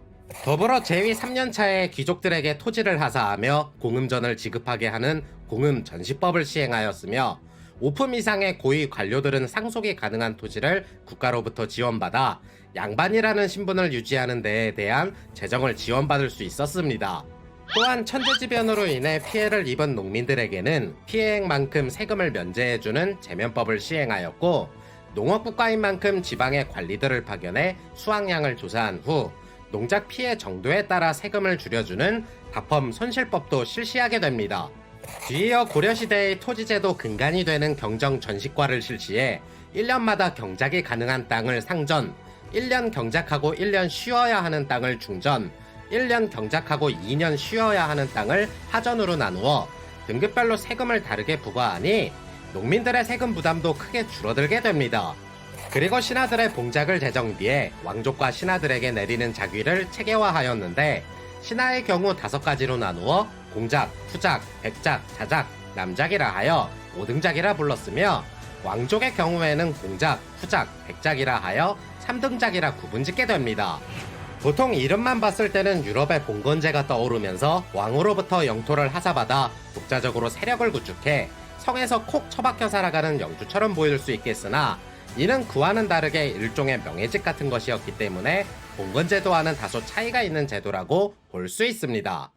아무튼 국가 공인 종교인 불교를 더욱 장려하며 성종 때 폐지되었던 연등회와 팔관회를 다시 부활시켰으며, 승과, 왕사, 국사제도를 완성해 승려의 품격을 더욱 올려주게 되니 더욱 높은 신분을 원했던 일부 백성들이 무분별하게 서로 승려가 되려 하자 집안에서 아들 한 명만 출가할 수 있게 법으로 제정하게 됩니다. 그리고 1056년 개경 근처에 엄청난 규모의 고려판 랜드마크가 하나 준비되고 있었는데, 약 12년에 걸친 이 대규모 사찰 공사는 1067년 완성이 되며 일반 대중들에게 공개가 되니 이게 바로 그 유명한 흥왕사였습니다. 이 흥왕사의 규모는 막대한 금과 은을 쏟아부어 절 주변의 성벽까지 도장이 되었을 만큼 안에 상주하는 승려만 수천 명에 달했고, 각종 전국적 불교 행사는 이곳에서 하루가 멀다 하고 개최가 되는 등 백성들은 이곳에서 음주가무를 함께 즐기며 태평성대를 부르짖었다고 전해지고 있습니다. 그리고 이 시기에 문종의 넷째 아들이었던 왕후가 11살이라는 어린 나이에 출가하며 불교에 기위하게 되었는데, 그로부터 2년 뒤 13살이라는 어린 나이로 교종의 최고 지위인 승통에 올라서며 흥왕사의 주지가 되니, 이가 바로 우리가 익히 들어 알고 있던 대각국사 의천이었습니다. 이처럼 고려의 위상이 점점 막강해지며 이웃 국가들도 고려를 숭상에 마다하지 않으니 천리장성 이북에 살던 여진족들은 자신들의 부족들을 이끌고 넘어와 고려의 직할지로 삼아달라며 요청하였고, 심지어 요나라에서 받은 직첩을 고려에 내고 고려 직첩으로 다시 받아가는 등 굉장히 막강한 영향력을 행사하게 됩니다. 이러한 위상이 하늘 높을 줄 모르고 치솟던 1068년, 마침내 북송 황제가 직접 사신을 보내 고려와 국교를 재개하길 원한다고 하니 요나라 때문에 잠시나마 대외적으로 끊겨있던 북송과 교류가 재개되면서 약 80년 만에 북송과 고려는 서로 문물을 다시 교류하기 시작했습니다. 그러나 이러한 고려의 전성기가 무색할 만큼 앞에서는 드러나지 않던 암흑의 그림자가 하나둘씩 생겨나기 시작. 그 첫 번째가 바로 문벌귀족의 등장이었습니다. 무관보다는 문관을 더 우대해주는 사회적인 풍토로 인해 그들의 영향력은 더욱 커질 수밖에 없었는데, 때마침 문종이 시행한 공음 전시법은 놀고 먹기만 해도 먹고 사는 데에 지장이 없을 만큼 귀족들에게 좋은 환경을 제공해주게 됩니다. 게다가 이 공음전은 상속과 매매가 가능했던 만큼 부를 대물림하며 귀족들은 착실하게 안정적으로 세력을 불려나갔으며, 귀족이라는 이유만으로 하급 관직을 주었던 음서제까지 더해지며 문벌귀족들의 영향력은 점점 비대해지게 됩니다. 이러한 상황 속에서 문벌귀족들이 성장하며 왕족과 인척관계를 맺게 되었고, 그들만이 누릴 수 있는 특권은 더욱 공고해져만 갔는데, 특히나 문종 때가 지나며 고려 중기의 역사를 완전히 아작내는 가문이 등장하게 되니 그게 바로 신라의 경원 이씨, 즉 현재의 인천 이씨 가문이었습니다. 결국 문종은 자신의 치적을 문화시중 태충과 자신의 장인어른이었던 이자영과 함께 일구어 나가며 고려의 황건기를 가져올 만큼 굉장히 유능하고 훌륭한 임금이었던 것은 자명한 사실입니다. 그러나 이자연의 딸이자 문종의 정비였던 인해왕후 이씨에게서 다음 국왕 계보를 잇는 12대 국왕 순종, 13대 국왕 선종, 15대 국왕 숙종과 함께 대각국사 의천까지 낳게 되면서 자연스레 이자연이 이끄는 이씨 가문의 영향력도 막강해질 수밖에 없었습니다. 그리고 인천 이씨 가문에서 고려의 근간을 뒤흔들게 되는 권신이 등장하게 되니 이가 바로 이자겸이었습니다. 1085년 개경을 몰래 빠져나와 송나라 상인의 배에 몸을 싣고 길을 떠난 의천은 오늘날 중국 칭다오 옆 동네에 있는 산둥성 자오저우에 도착해 송나라 철종으로부터 큰 환대를 받게 됩니다. 뒤이어 철종은 영접사를 보내 송나라 수도였던 허난성 카이펑으로 의천을 모셔오게 되는데, 비록 고려와 송나라의 교류가 한창이었다고는 하나 양국 모두 요나라 눈치는 여전히 봐야만 했던 상황이었습니다. 더불어 의천이 직접 송나라로 간다는 것은 단순히 불교 승려가 아닌 한 나라의 왕자가 직접 타국으로 건너간다는 것을 의미했기 때문에 송나라와 요나라 사이에서 중립 외교를 펼치던 고려 입장에서는 이 사실이 알려진다면 여간 골치 아픈 일이 아닐 수 없었습니다.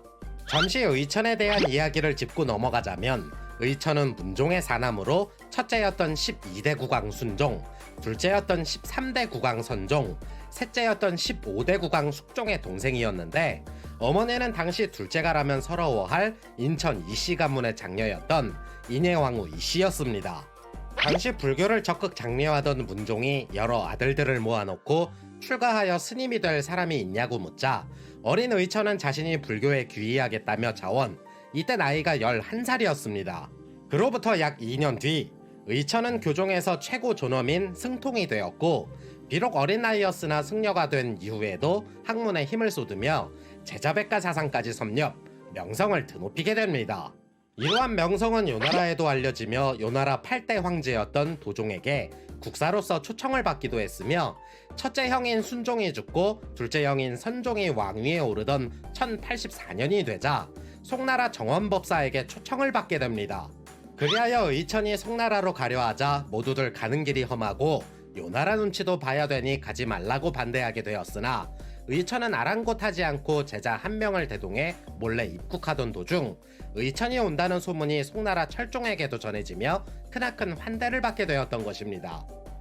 결국 선종은 송나라에서 불교 유학을 하던 의천에게 사람을 보내 아버지 문종이 세운 흥왕사의 주지가 비었으니 고려로 돌아와 흥왕사를 맡아주길 요청하면서 의천은 약 3년 만에 고려로 돌아와 흥왕사 주지가 됩니다.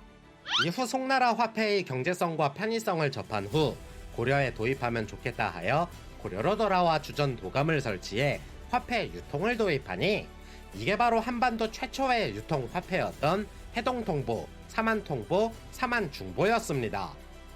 더불어 당시 고려불교는 지방에서 유행하던 선종, 중앙정부에서 유행하던 교종으로 나뉘어 있던 상황이었는데, 이 교종은 또 왕실의 후원을 받는 화엄종, 문벌 귀족들의 지지를 받는 법상종으로 나뉘어 있었습니다. 때문에 의천은 흥왕사 주지로 있으면서 교단 통합을 위해 천태종을 도입하게 되고, 선종을 통합하기 위해 국청사를 세우며 선종 승려들을 천태종으로 개종시키게 되니 이 시기에 선종의 영향력은 크게 줄어들게 됩니다. 다만 흥왕사 주지였다고 하더라도 당대 제일의 권력을 가진 국왕이 자신의 형이었고, 자신 또한 왕자의 신분이었기 때문에 의천의 권력에 의해 길을 제대로 펴지 못했던 승려들이 마지못해 동참한 것일 뿐이었습니다. 그래서 의천이 죽고 난 이후 결국 그가 통합했던 불교 교단은 고조국사 진울의 조계종이 나오기 전까지 약 100년간 교종과 선종으로 다시 찢어지게 됩니다. 그래서 우리가 한국사를 공부할 때면 불교의 종파가 워낙 다양해 간혹 혼란스러운 경우들이 있는데, 오늘은 그 불교의 종파와 역사, 그 중에서도 교종과 선종에 대해 잠시 짚고 넘어가고자 합니다. 불교는 우리가 잘 알고 있다시피 석가모니의 가르침에 따라 불경을 경전으로 삼는 종교이며, 종교라는 한자를 맨 처음으로 만들어낸 종교이기도 한데, 불교는 다른 종교와는 달리 유일신 숭상보다는 삶에 대한 근본적인 물음에서부터 시작하게 됩니다.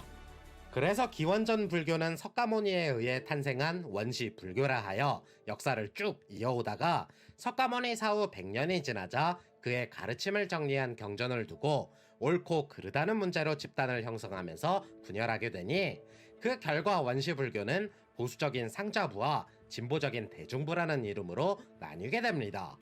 때문에 원시 불교 이후 큰 틀에서는 부파 불교라고 부르며, 그 아래 하위 개념인 상자부 불교는 석가모니의 가르침에 따라 해탈을 위해 집착과 번뇌를 없애는 것을 가장 중요한 수행으로 꼽았는데, 수행을 통해 해탈의 경지에 다다르면 아라한이 되어 깨달음을 얻은 자라고 공경하게 됩니다. 대중부 불교의 경우 부처의 가르침을 바탕으로 자신만의 해탈보다는 중생의 구제를 위해 성불을 미룬 성인을 추구하는 종파이다 보니 자신의 해탈에만 집착하는 상자부 불교를 그래서 소승불교라 불렀고, 자신들은 대승불교라 이름을 붙였던 것입니다. 그렇게 시대를 거쳐 발전해 오다 한반도에는 고구려 소수림왕이 집권하던 372년 인도와 중앙아시아를 거쳐 북중국을 통해 대승불교가 처음으로 전해지게 되면서, 이후 백제와 신라가 차례대로 불교를 수입, 수백 년의 시간이 흐르며 그 형태가 점점 진화해 왔던 것입니다. 더불어 대승불교도 부처의 불교 경전을 연구하고 그 가르침을 따르고자 하는 교종과 개인의 수행을 통해 열반에 도달하여 성불하는 것을 추구하는 선종으로 나뉘게 되는데, 교종의 경우 전통과 권위를 중시하는 보수적인 성향으로 주로 왕족과 귀족 등의 지배계층에서 많이 따르게 됩니다. 그리고 삼국시대 신라 고승이었던 원효와 신라 진골 출신 의상의 노력으로 교종이 더욱 발달하게 되고, 삼국시대가 끝나갈 무렵 불교 사상을 입으로 전하는 구법 승려들로 인해 중국에서 선종이 전파, 지방 호족들은 자연스레 선종을 많이 따르게 되면서 고려를 건국한 태조 왕건도 선종에게 많은 지지를 보내게 됩니다.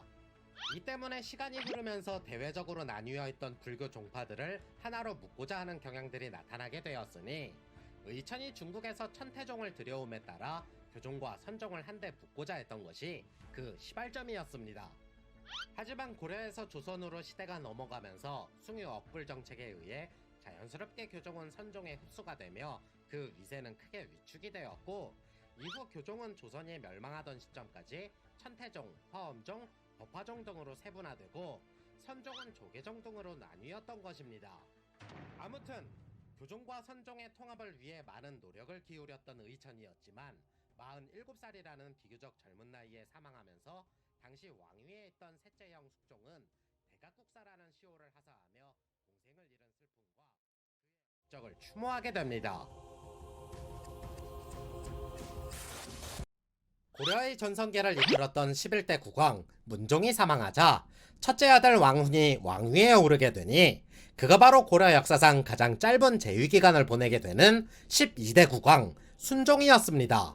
하지만 부왕 문종의 죽음에 크게 슬퍼하다 등극한 지 3개월 만에 사망하게 되면서 문종의 장남으로 태자 생활만 28년을 했을 뿐 어려서부터 몸이 약했던 순종은 이렇다 할 업적이나 후사도 없이 생을 마감하게 됩니다. 여담으로 순종이 왕위에 오르면서 후궁이 된 장경궁주 이씨는 순종이 3개월 만에 사망하자 졸지에 과부가 되었는데 외로움을 견디지 못해 자신을 모시던 노비와 간통을 하다 적발이 되어 궁에서 쫓겨났다고 전해지고 있습니다.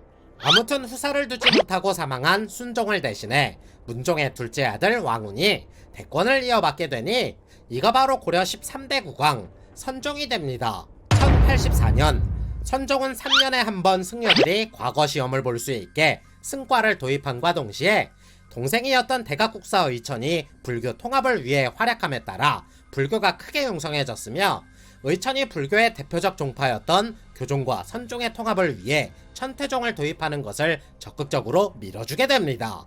하지만 왕족과 귀족들이 교종을 밀어주었던 것과는 다르게 지방 호족들과 백성들은 선종을 더 지지했는데 불교 통합은 고려시대가 지속되는 동안 그다지 성공적이지 못했고 그나마 의천에 의해 그 명맥을 이어오다 의천이 사망하며 다시 분리가 되었습니다.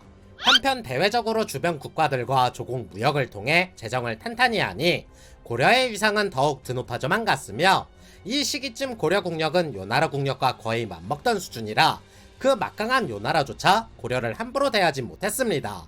고려사 기록을 찾아보면 고려의 위상이 어느 정도였는지 가늠해 볼 수 있는 재미있는 기록이 하나 있는데 1085년 선종의 생일이 되자 요나라에서는 어사중승이라 하여 지금으로 따지면 제1차관급 공무원이었던 이 가급이라는 사람을 사신으로 보내 선종을 축하해주던 자리에서 일어난 일화였습니다.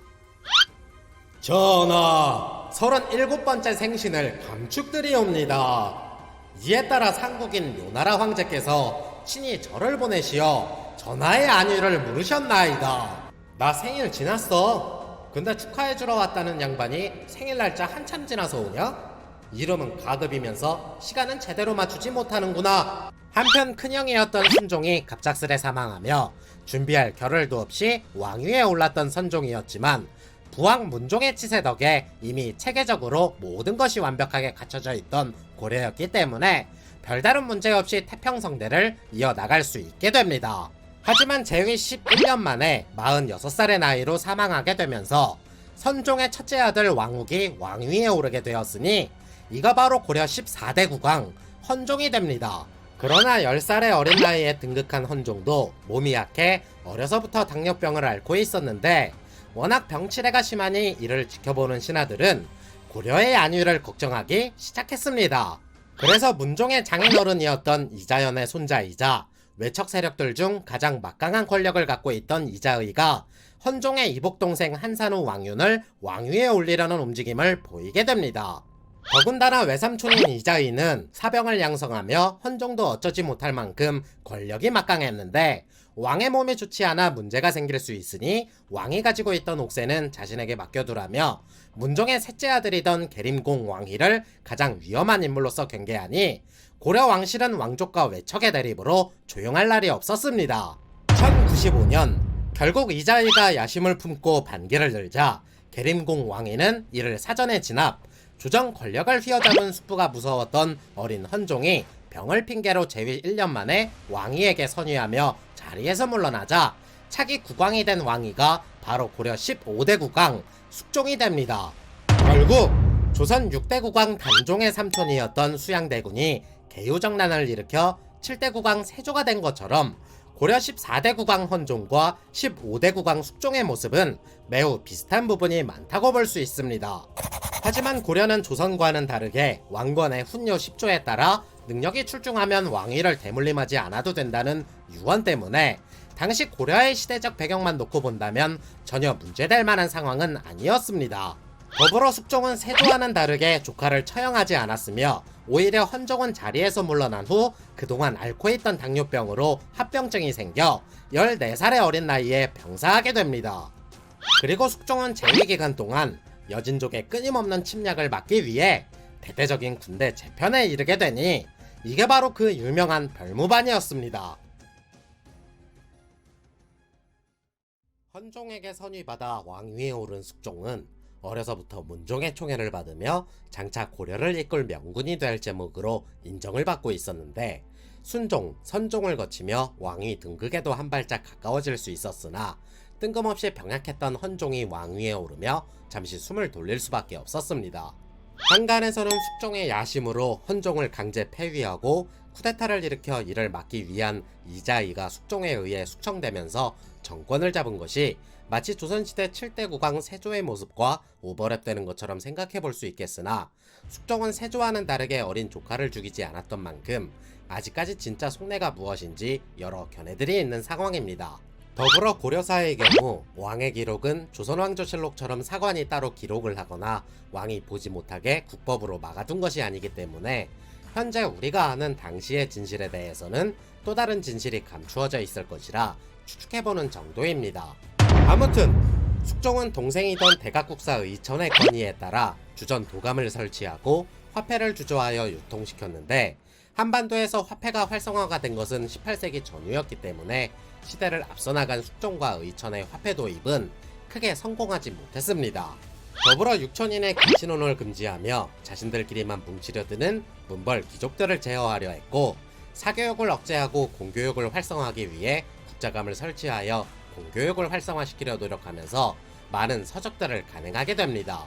그리고 당시 남경이었던 지금의 서울로 천도할 계획을 세우고 남경 행궁을 짓는 등 일을 추진하였으나, 문벌 귀족들의 거센 반발로 천도 계획은 무의에 돌아가게 되었는데, 여담으로 당시 남경의 궁을 세우고자 했던 자리는 현재의 청와대 자리였다고 전해지고 있습니다. 한편 천리장성 이북을 거점으로 함경도 일대에 터를 잡고 살아가던 여진족은 고려와의 조공 무역을 통해 안정적인 생활을 영위할 수 있었는데, 때마침 만주 하얼빈 지역에서 완안부 추장 오고내와 아들 영가가 완안부 세력을 급격하게 성장시키며 고려 변방을 어지럽히고 있던 상황이었습니다.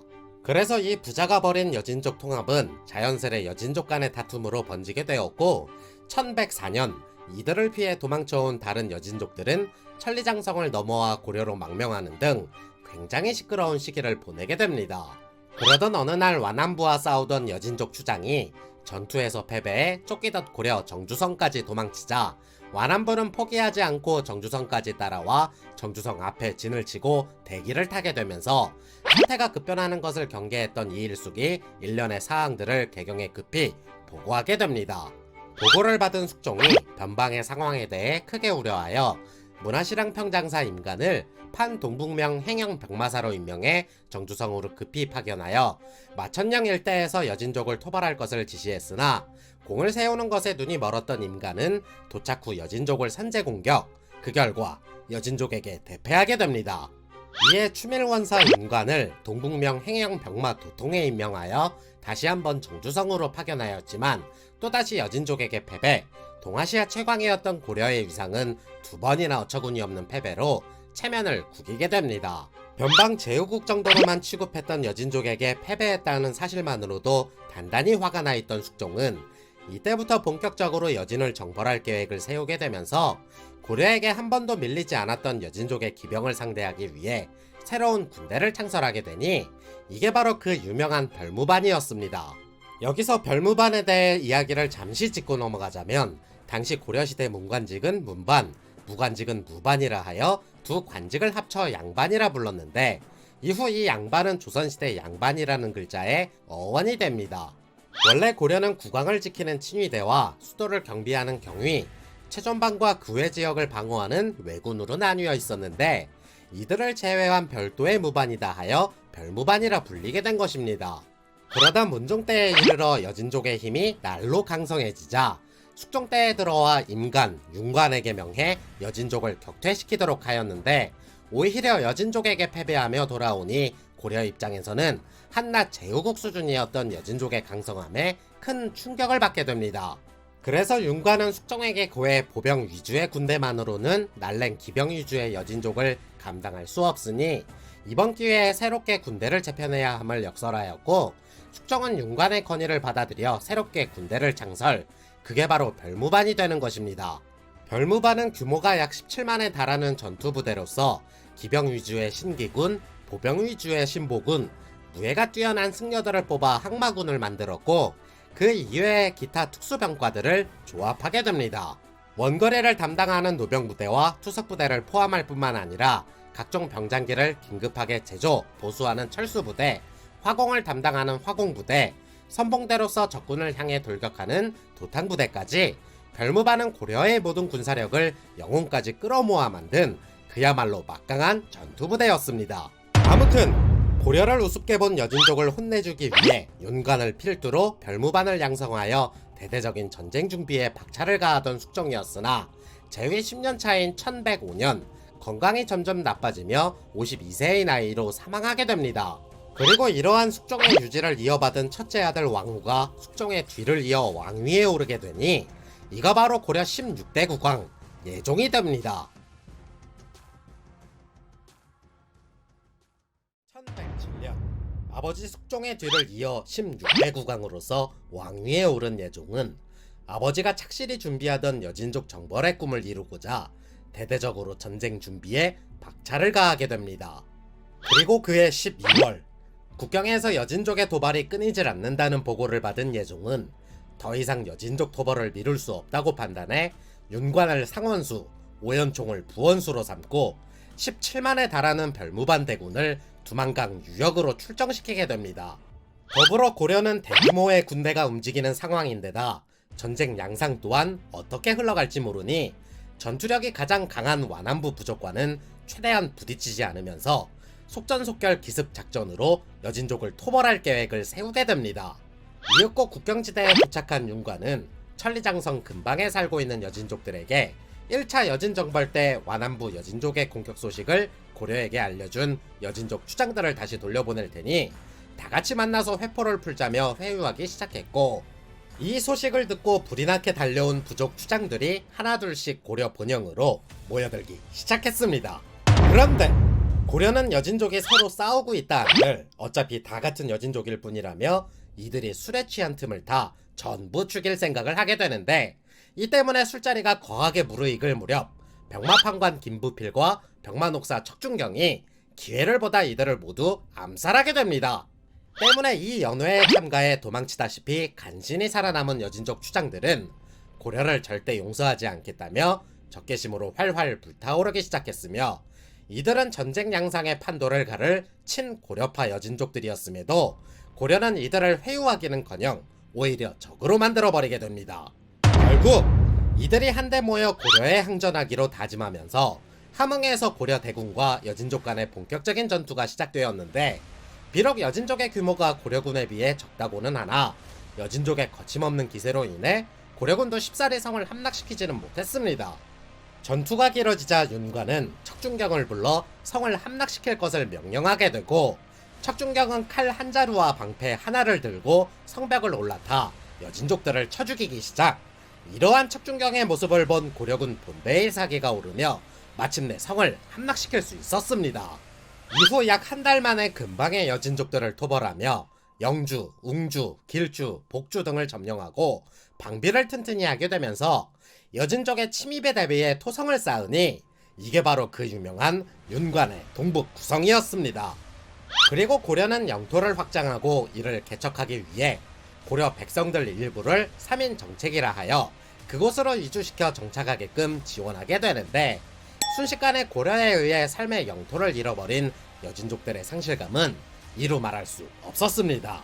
때문에 완안부 부족을 중심으로 여진족들은 고려군이 점령한 동북구성을 다시 공격하기 위해 결집하기 시작했고, 1108년 1월부터 1109년 5월까지 여진족은 동북구성 탈환을 위해, 고려군은 이러한 여진족의 공격을 막아내기 위해 총 19번의 처절한 전투가 벌어지게 됩니다. 그러나 1109년 여진족은 요충지였던 길주성을 함락시키기 위해 총공격을 감행하게 되고, 이를 감당해내기 힘들었던 길주성을 구원하기 위해 부원수 오연총이 직접 병력을 이끌고 길주성을 구원하러 출병하게 됩니다. 하지만 길주성으로 가는 도중 공엄진에서 사묘아리가 이끄는 여진족 대부대를 만나게 되면서 한바탕 전투를 치르게 되니, 이 전투가 바로 고려군이 여진족에게 처참하게 패배했던 갈라수 전투였습니다. 이로 인해 여진족의 파상 공세를 이겨내기 위해 고려 조정은 윤관을 다시 급파하여 여진족을 상대하게 하였으나 여진족은 고려에게 화친을 청하며 전쟁을 그만할 것을 요청하게 되고 고려는 동북 구성을 돌려주며 이를 받아들이게 됩니다. 북보다는 실이 더 많았던 제2차 여진 정벌이었기 때문에 고려의 민심은 크게 기울기 시작했는데 오히려 동북 구성을 돌려받은 여진족의 국력이 날로 강성해지며 그 와중에 완안부가 여진족을 통합하는 데에 성공, 제2차 여진 정벌은 오히려 여진족의 금나라가 세워지는 결정적인 계기가 됩니다. 때문에 1115년 여진족의 아골타는 국호를 금나라로 정하고 스스로를 황제라 칭하며 새로운 출발을 알리자 금나라를 크게 경계한 요나라가 고려에 원병을 청할 정도로 그 기세는 실로 대단했습니다. 그러나 고려는 오히려 니들끼리 싸우다 알아서 하나 먼저 죽어라 라는 생각으로 이를 거절하게 되었고 요나라까지 정벌하며 국력이 한층 더 커진 금나라는 본인들이 형님할 테니 고려 너희는 아구해라 라면서 형제국을 맺자고 제의를 하게 됩니다. 하지만 고려는 아골타에게 회신하길 네 핏줄은 고려에서 시작되었는데 어디 감히 까부느냐고 이를 거절하자 이때부터 고려와 금나라 간의 사이는 굉장히 불편해지기 시작했습니다. 아무튼 고려는 예종이 즉위한 18년간 아버지 숙종이 이룩한 강력한 왕권을 바탕으로 여진족을 정벌하는 등의 업적들을 쌓아 올렸으나 자신의 둘째 아들인 왕해가 다음 왕위에 올라 17대 국왕 인종이 되면서부터 고려는 서서히 몰락의 길을 걷게 됩니다. 그리고 이 시기에 고려는 17대 국왕 인종의 외척으로 고려 전반기 역사상 왕권을 뛰어넘는 권신 이자겸으로 인해 바람잘날 없는 정치적 혼란기를 수없이 겪게 됩니다. 고려에서 둘째가라면 서러워할 천하 제1의 검술 실력을 가진 고려 전반기 무장을 딱 한 명만 꼽으라면 역사를 좋아하는 사람들은 단연코 척준경을 먼저 떠올렸을 것입니다. 후삼국 시대 말기 고려를 건국한 태조 왕건의 곁에서 숱하게 전장을 오가던 유금필조차 많은 공을 쌓으며 무예를 뽐냈다고는 하나 고려사에 기록된 내용만 가지고 미루어 본다면 척준경만큼의 먼 치킨 느낌은 없었습니다. 그런데 척준경이 어떠한 삶을 살아왔는지를 조금이나마 파헤쳐 본다면 좋은 주군을 만났을 때와 그렇지 못했을 때의 모습이 180도 다른 사람이었기 때문에 어찌 보면 척준경은 스스로 혼란스러운 전국을 타개할 수 있는 정치적인 센스보다는 무예가 넘사벽으로 출중해 아무도 건드리지 못하는 예리한 칼날과도 같은 존재였다고 보는 게 옳지 않을까 싶습니다. 아무튼 척준경에 대해 이야기를 잠시 짚고 넘어가자면 그는 황해도 곡주 출신으로 아버지는 하급 향리 출신으로서 가난한 삶 때문인지 어려서부터 학문에는 크게 관심이 없었고 동네 무례배들과 어울려 다니며 무술 연말을 더욱 좋아했다고 전해지고 있습니다. 때문에 당시 고려는 무과를 따로 선발하지 않았기 때문에 아무리 무예가 뛰어났어도 관직에 오를 수가 없다 보니 집을 버리고 떠돌이 신세를 자처하게 됩니다. 결국 15대 국왕 숙종이 왕자 신분이던 계림공 시절 우연히 숙종의 눈에 띄어 그의 막하로 들어가게 되었고 이후 숙종이 왕위에 오르자 추밀원 별가에 임명되며 말단 관리로서 첫 발을 뗄 수 있게 됩니다.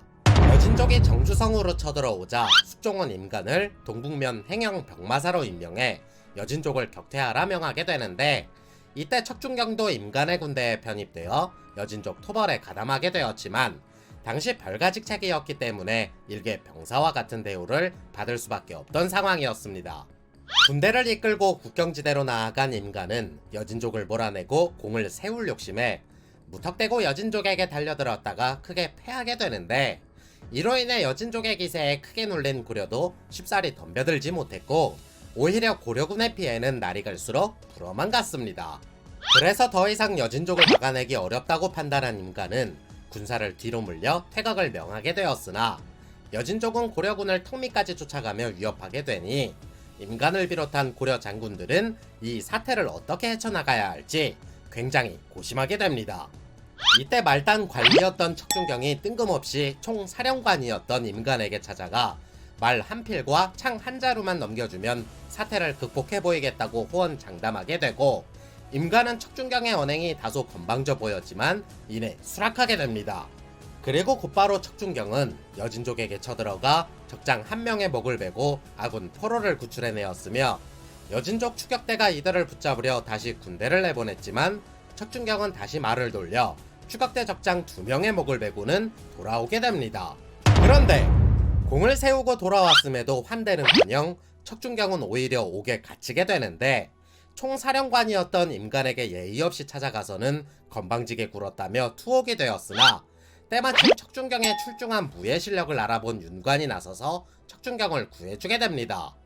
그리고 이때의 공로를 인정받아 천우위라 하여 의장대 소속 녹사 참군사로 승진이 되었으며, 비록 녹사 관직도 말단이었지만 윤관이 살려준 인연으로 인해 그때부터 윤관과 가깝게 지낼 수 있게 됩니다. 그리고 제2차 여진 정벌이 일어나며 윤관의 별무방과 함께 참전하게 되었으며, 국경지대에 다다른 고려군은 속전속결로 여진족을 굴복시키려 하였으나 오히려 여진족은 석성 안에 웅크려 거세게 항전하고 있었습니다.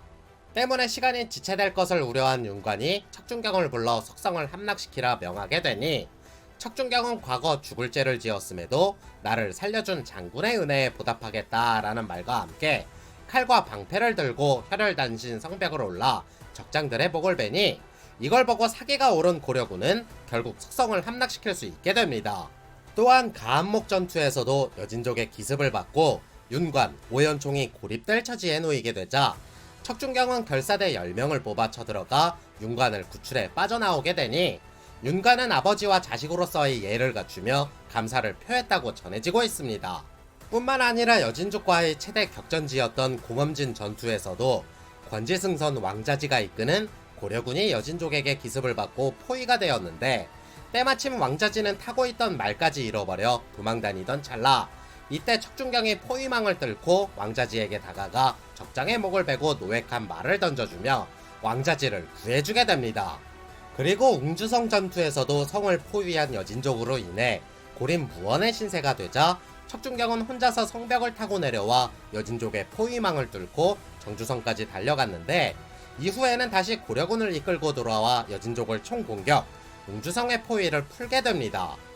이처럼 수많은 전투가 치러지는 가운데 도저히 사람이라고는 볼 수 없을 정도로 그의 출중한 무예 실력은 대단하다 못해 절대적이었는데, 이러한 기록들을 본 현대의 우리들은 가히 소드마스터라는 칭호가 어울릴 정도로 대단한 활약들을 보여주게 됩니다. 그러나 고려군은 비록 여진족의 기세에 눌려 동북 구성을 돌려주고 화친을 맺었으나 척준경만큼은 여진족과의 전투에서 많은 전공을 쌓아 올려 승승장구할 수 있었는데, 말단 관직에서부터 군부의 핵심 인사가 된 척준경을 사람들이 가만히 놓아줄 리 만무했습니다. 그 중에서도 고려 전반기 역사상 가장 막강한 파워를 가지며 17대 국왕 인종마저 쥐락펴락할 수 있었던 이자겸은 척준경과 우호적 관계를 다지기 위해 자신의 아들을 척준경의 딸과 결혼시키게 되었고, 이를 통해 척준경의 권력도 막강해져 갔으나 결국 그 끝은 우리가 생각하는 해피엔딩이 아니었습니다. 예종이 사망하면서 그의 유언에 따라 고명 대신 한한인을 통해 아들 왕해를 왕위에 올렸으나 14살이라는 어린 나이 때문에 예종의 동생들은 자기들이 대권을 이어받아 고려를 지켜야 한다며 저마다 불만을 터뜨리기 시작했습니다. 하지만 예종의 장인이자 인종의 외할아버지였던 이자겸이 인종의 보위에 오르는 것은 법적으로 문제가 없고 본인이 곁에서 보필하겠다며 강하게 밀어붙이니, 당시 왕실의 외척이었던 이자겸의 권세에 눌려 사람들은 크게 반대하지 못했습니다. 이와 마찬가지로 이자겸 스스로가 왕을 옹립한 상황인지라 그의 권력은 더욱 막강해질 수밖에 없었는데, 정치적 입지가 다소 빈약했던 인종도 이러한 이자겸을 더욱 우대함에 따라 이자겸은 인종과 버금가는 권력을 손에 넣게 됩니다. 여기에 한술 더 떠 이자겸은 자신의 두 딸을 인종과 강제로 혼인시키려 하였는데, 예법상 두 딸은 인종의 이모였기 때문에 결혼하는 것이 옳지 않았으나 이자겸이 반강제적으로 이를 밀어붙여 혼인할 수 있게 됩니다. 그리고 자신의 권력을 더욱 공고히 하기 위해 정치적으로 가장 큰 위협이 되는 왕족들과 예종의 유언을 받들었던 고명 대신 한한인 등 지방 관료 출신들을 차례대로 제거하며 이들과 관련 있는 자들까지 파직, 유배형에 처함에 따라 권력 기반을 공고히 다져나가기 시작했습니다. 한편 인종이 즉위한 지 얼마 지나지 않아 여진족이 세운 금나라는 태조 아골타가 사망하며 그의 동생 오걸매가 즉위, 금나라 2대 황제 태종이 됩니다. 이에 따라 국력이 더욱 강성해진 금나라는 요나라 9대 황제였던 천주제를 붙잡아 요나라를 멸망시켰고, 곧바로 중원을 지배하던 송나라까지 강남 지방으로 밀어내는 등 동북아시아의 판세는 점점 기울어가고 있었습니다. 그리하여 금나라의 위상이 갈수록 높아지자 그들은 고려에게 사신을 보내 자신들과 군신관계를 맺길 강요하니, 고려 조정에서는 우리에게 사대하던 금나라가 개구리 올챙이적 생각 못한다며 이를 거부하였습니다. 하지만 이자겸과 척준경은 금나라가 예전과는 다르게 무시할 수 없을 만큼 성장했고, 이를 거절한다면 또다시 전쟁을 해야 하니 수락해야 한다고 주장, 결국 둘의 의견을 받아들인 인종이 금나라와 사대의 예로 화친을 맺게 됩니다. 그 결과 인종은 이자겸을 더욱 우대해 그를 조선 국공으로 봉하였으며, 이에 따라 지위를 크게 올린 이자겸은 송나라와 독단적으로 교류하며 자신을 지군국사, 즉 왕을 보필해 군대와 국가를 관리하는 사람이라 칭하게 됩니다. 여기에 척준경의 딸에게 아들을 장가 보내고 척준경의 절친이었던 왕자지의 딸에게도 장가를 보내 인척관계를 맺으며 자신의 세를 불려나가기에 여념이 없으니, 군부와 조정을 휘어잡은 이자겸의 권력이 더욱 비대해질수록 인종의 근심 걱정도 늘어갈 수밖에 없었습니다. 결국 이자겸이 점점 자신의 권세를 믿고 횡포를 부리며 이자겸의 자식들까지 부패를 일삼자 대신들은 은밀하게 이자겸을 제거할 것을 인종에게 건의하게 되고, 인종 역시 이를 받아들여 이자겸을 내치기로 마음먹게 됩니다. 그래서 인종의 암묵적인 동의하에 환관 김찬, 안보린, 상장군 오탁, 대장군 권수 등과 함께 군사를 일으켜 궁궐로 쳐들어가 척준경의 동생 척준신과 아들 척신을 죽이고 시체를 궁 밖에 버리게 되니, 이 소식은 곧바로 이자겸에게도 전해지게 됩니다. 이자겸은 이에 대응하여 반란군을 진압한다는 명목으로 척준경에게 군사를 내어주고 이를 대비하게 하니, 궁궐은 인종의 군대와 이자겸의 군대가 서로 뒤엉켜 마치 전쟁터와 다를 바 없었습니다. 마침내 이자겸을 제거하기 위해 모여들었던 군대가 척준경에 의해 제압되면서 이자겸 축출 계획은 실패로 돌아갔는데, 이자겸이 자신을 죽일까 두려웠던 인종은 곧바로 이자겸에게 선위하겠다며 절을 올렸으나 대신들의 반대로 뜻을 이루지 못했습니다. 그리고 인종을 불모로 삼아 조정 권력을 휘어잡은 이자겸은 자신을 제거할 계획을 세웠던 인물들을 모두 처형하였으며, 자신을 위해 죽은 사람들은 오히려 벼슬을 높여주는 등 조정을 좌지우지하게 됩니다.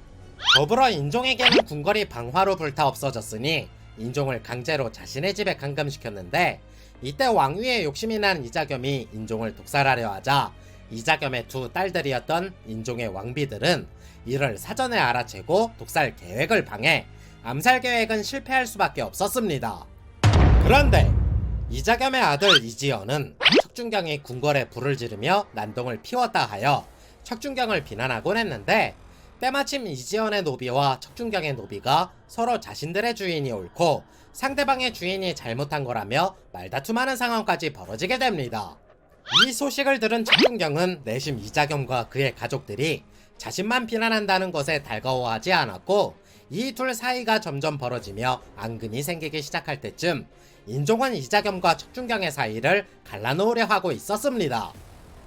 인종은 이자겸 몰래 척준경에게 서신을 보내 과거의 일은 본인 스스로가 덕이 없어 벌어진 일들이니 과거의 일들은 모두 묻어버리고 앞으로 자신과 함께 새로운 고려를 만들어가자며 척준경을 회유하기 시작, 척준경도 인종의 성품에 감동하여 자신의 과거를 반성하며 인종에게 충성을 다하겠다 답변하게 됩니다.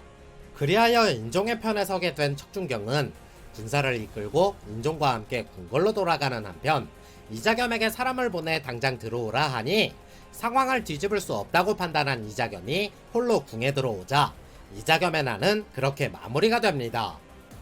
그리고 인종의 편에 서서 이자겸의 난을 진압한 척준경도 비록 후에 반성했다고는 하나 반란에 동참했다는 것을 두고 대신들이 처벌해야 된다며 탄핵하기 시작했고, 결국 관직을 빼앗기고 자신의 고향인 황해도 복주로 귀향을 떠나게 됩니다.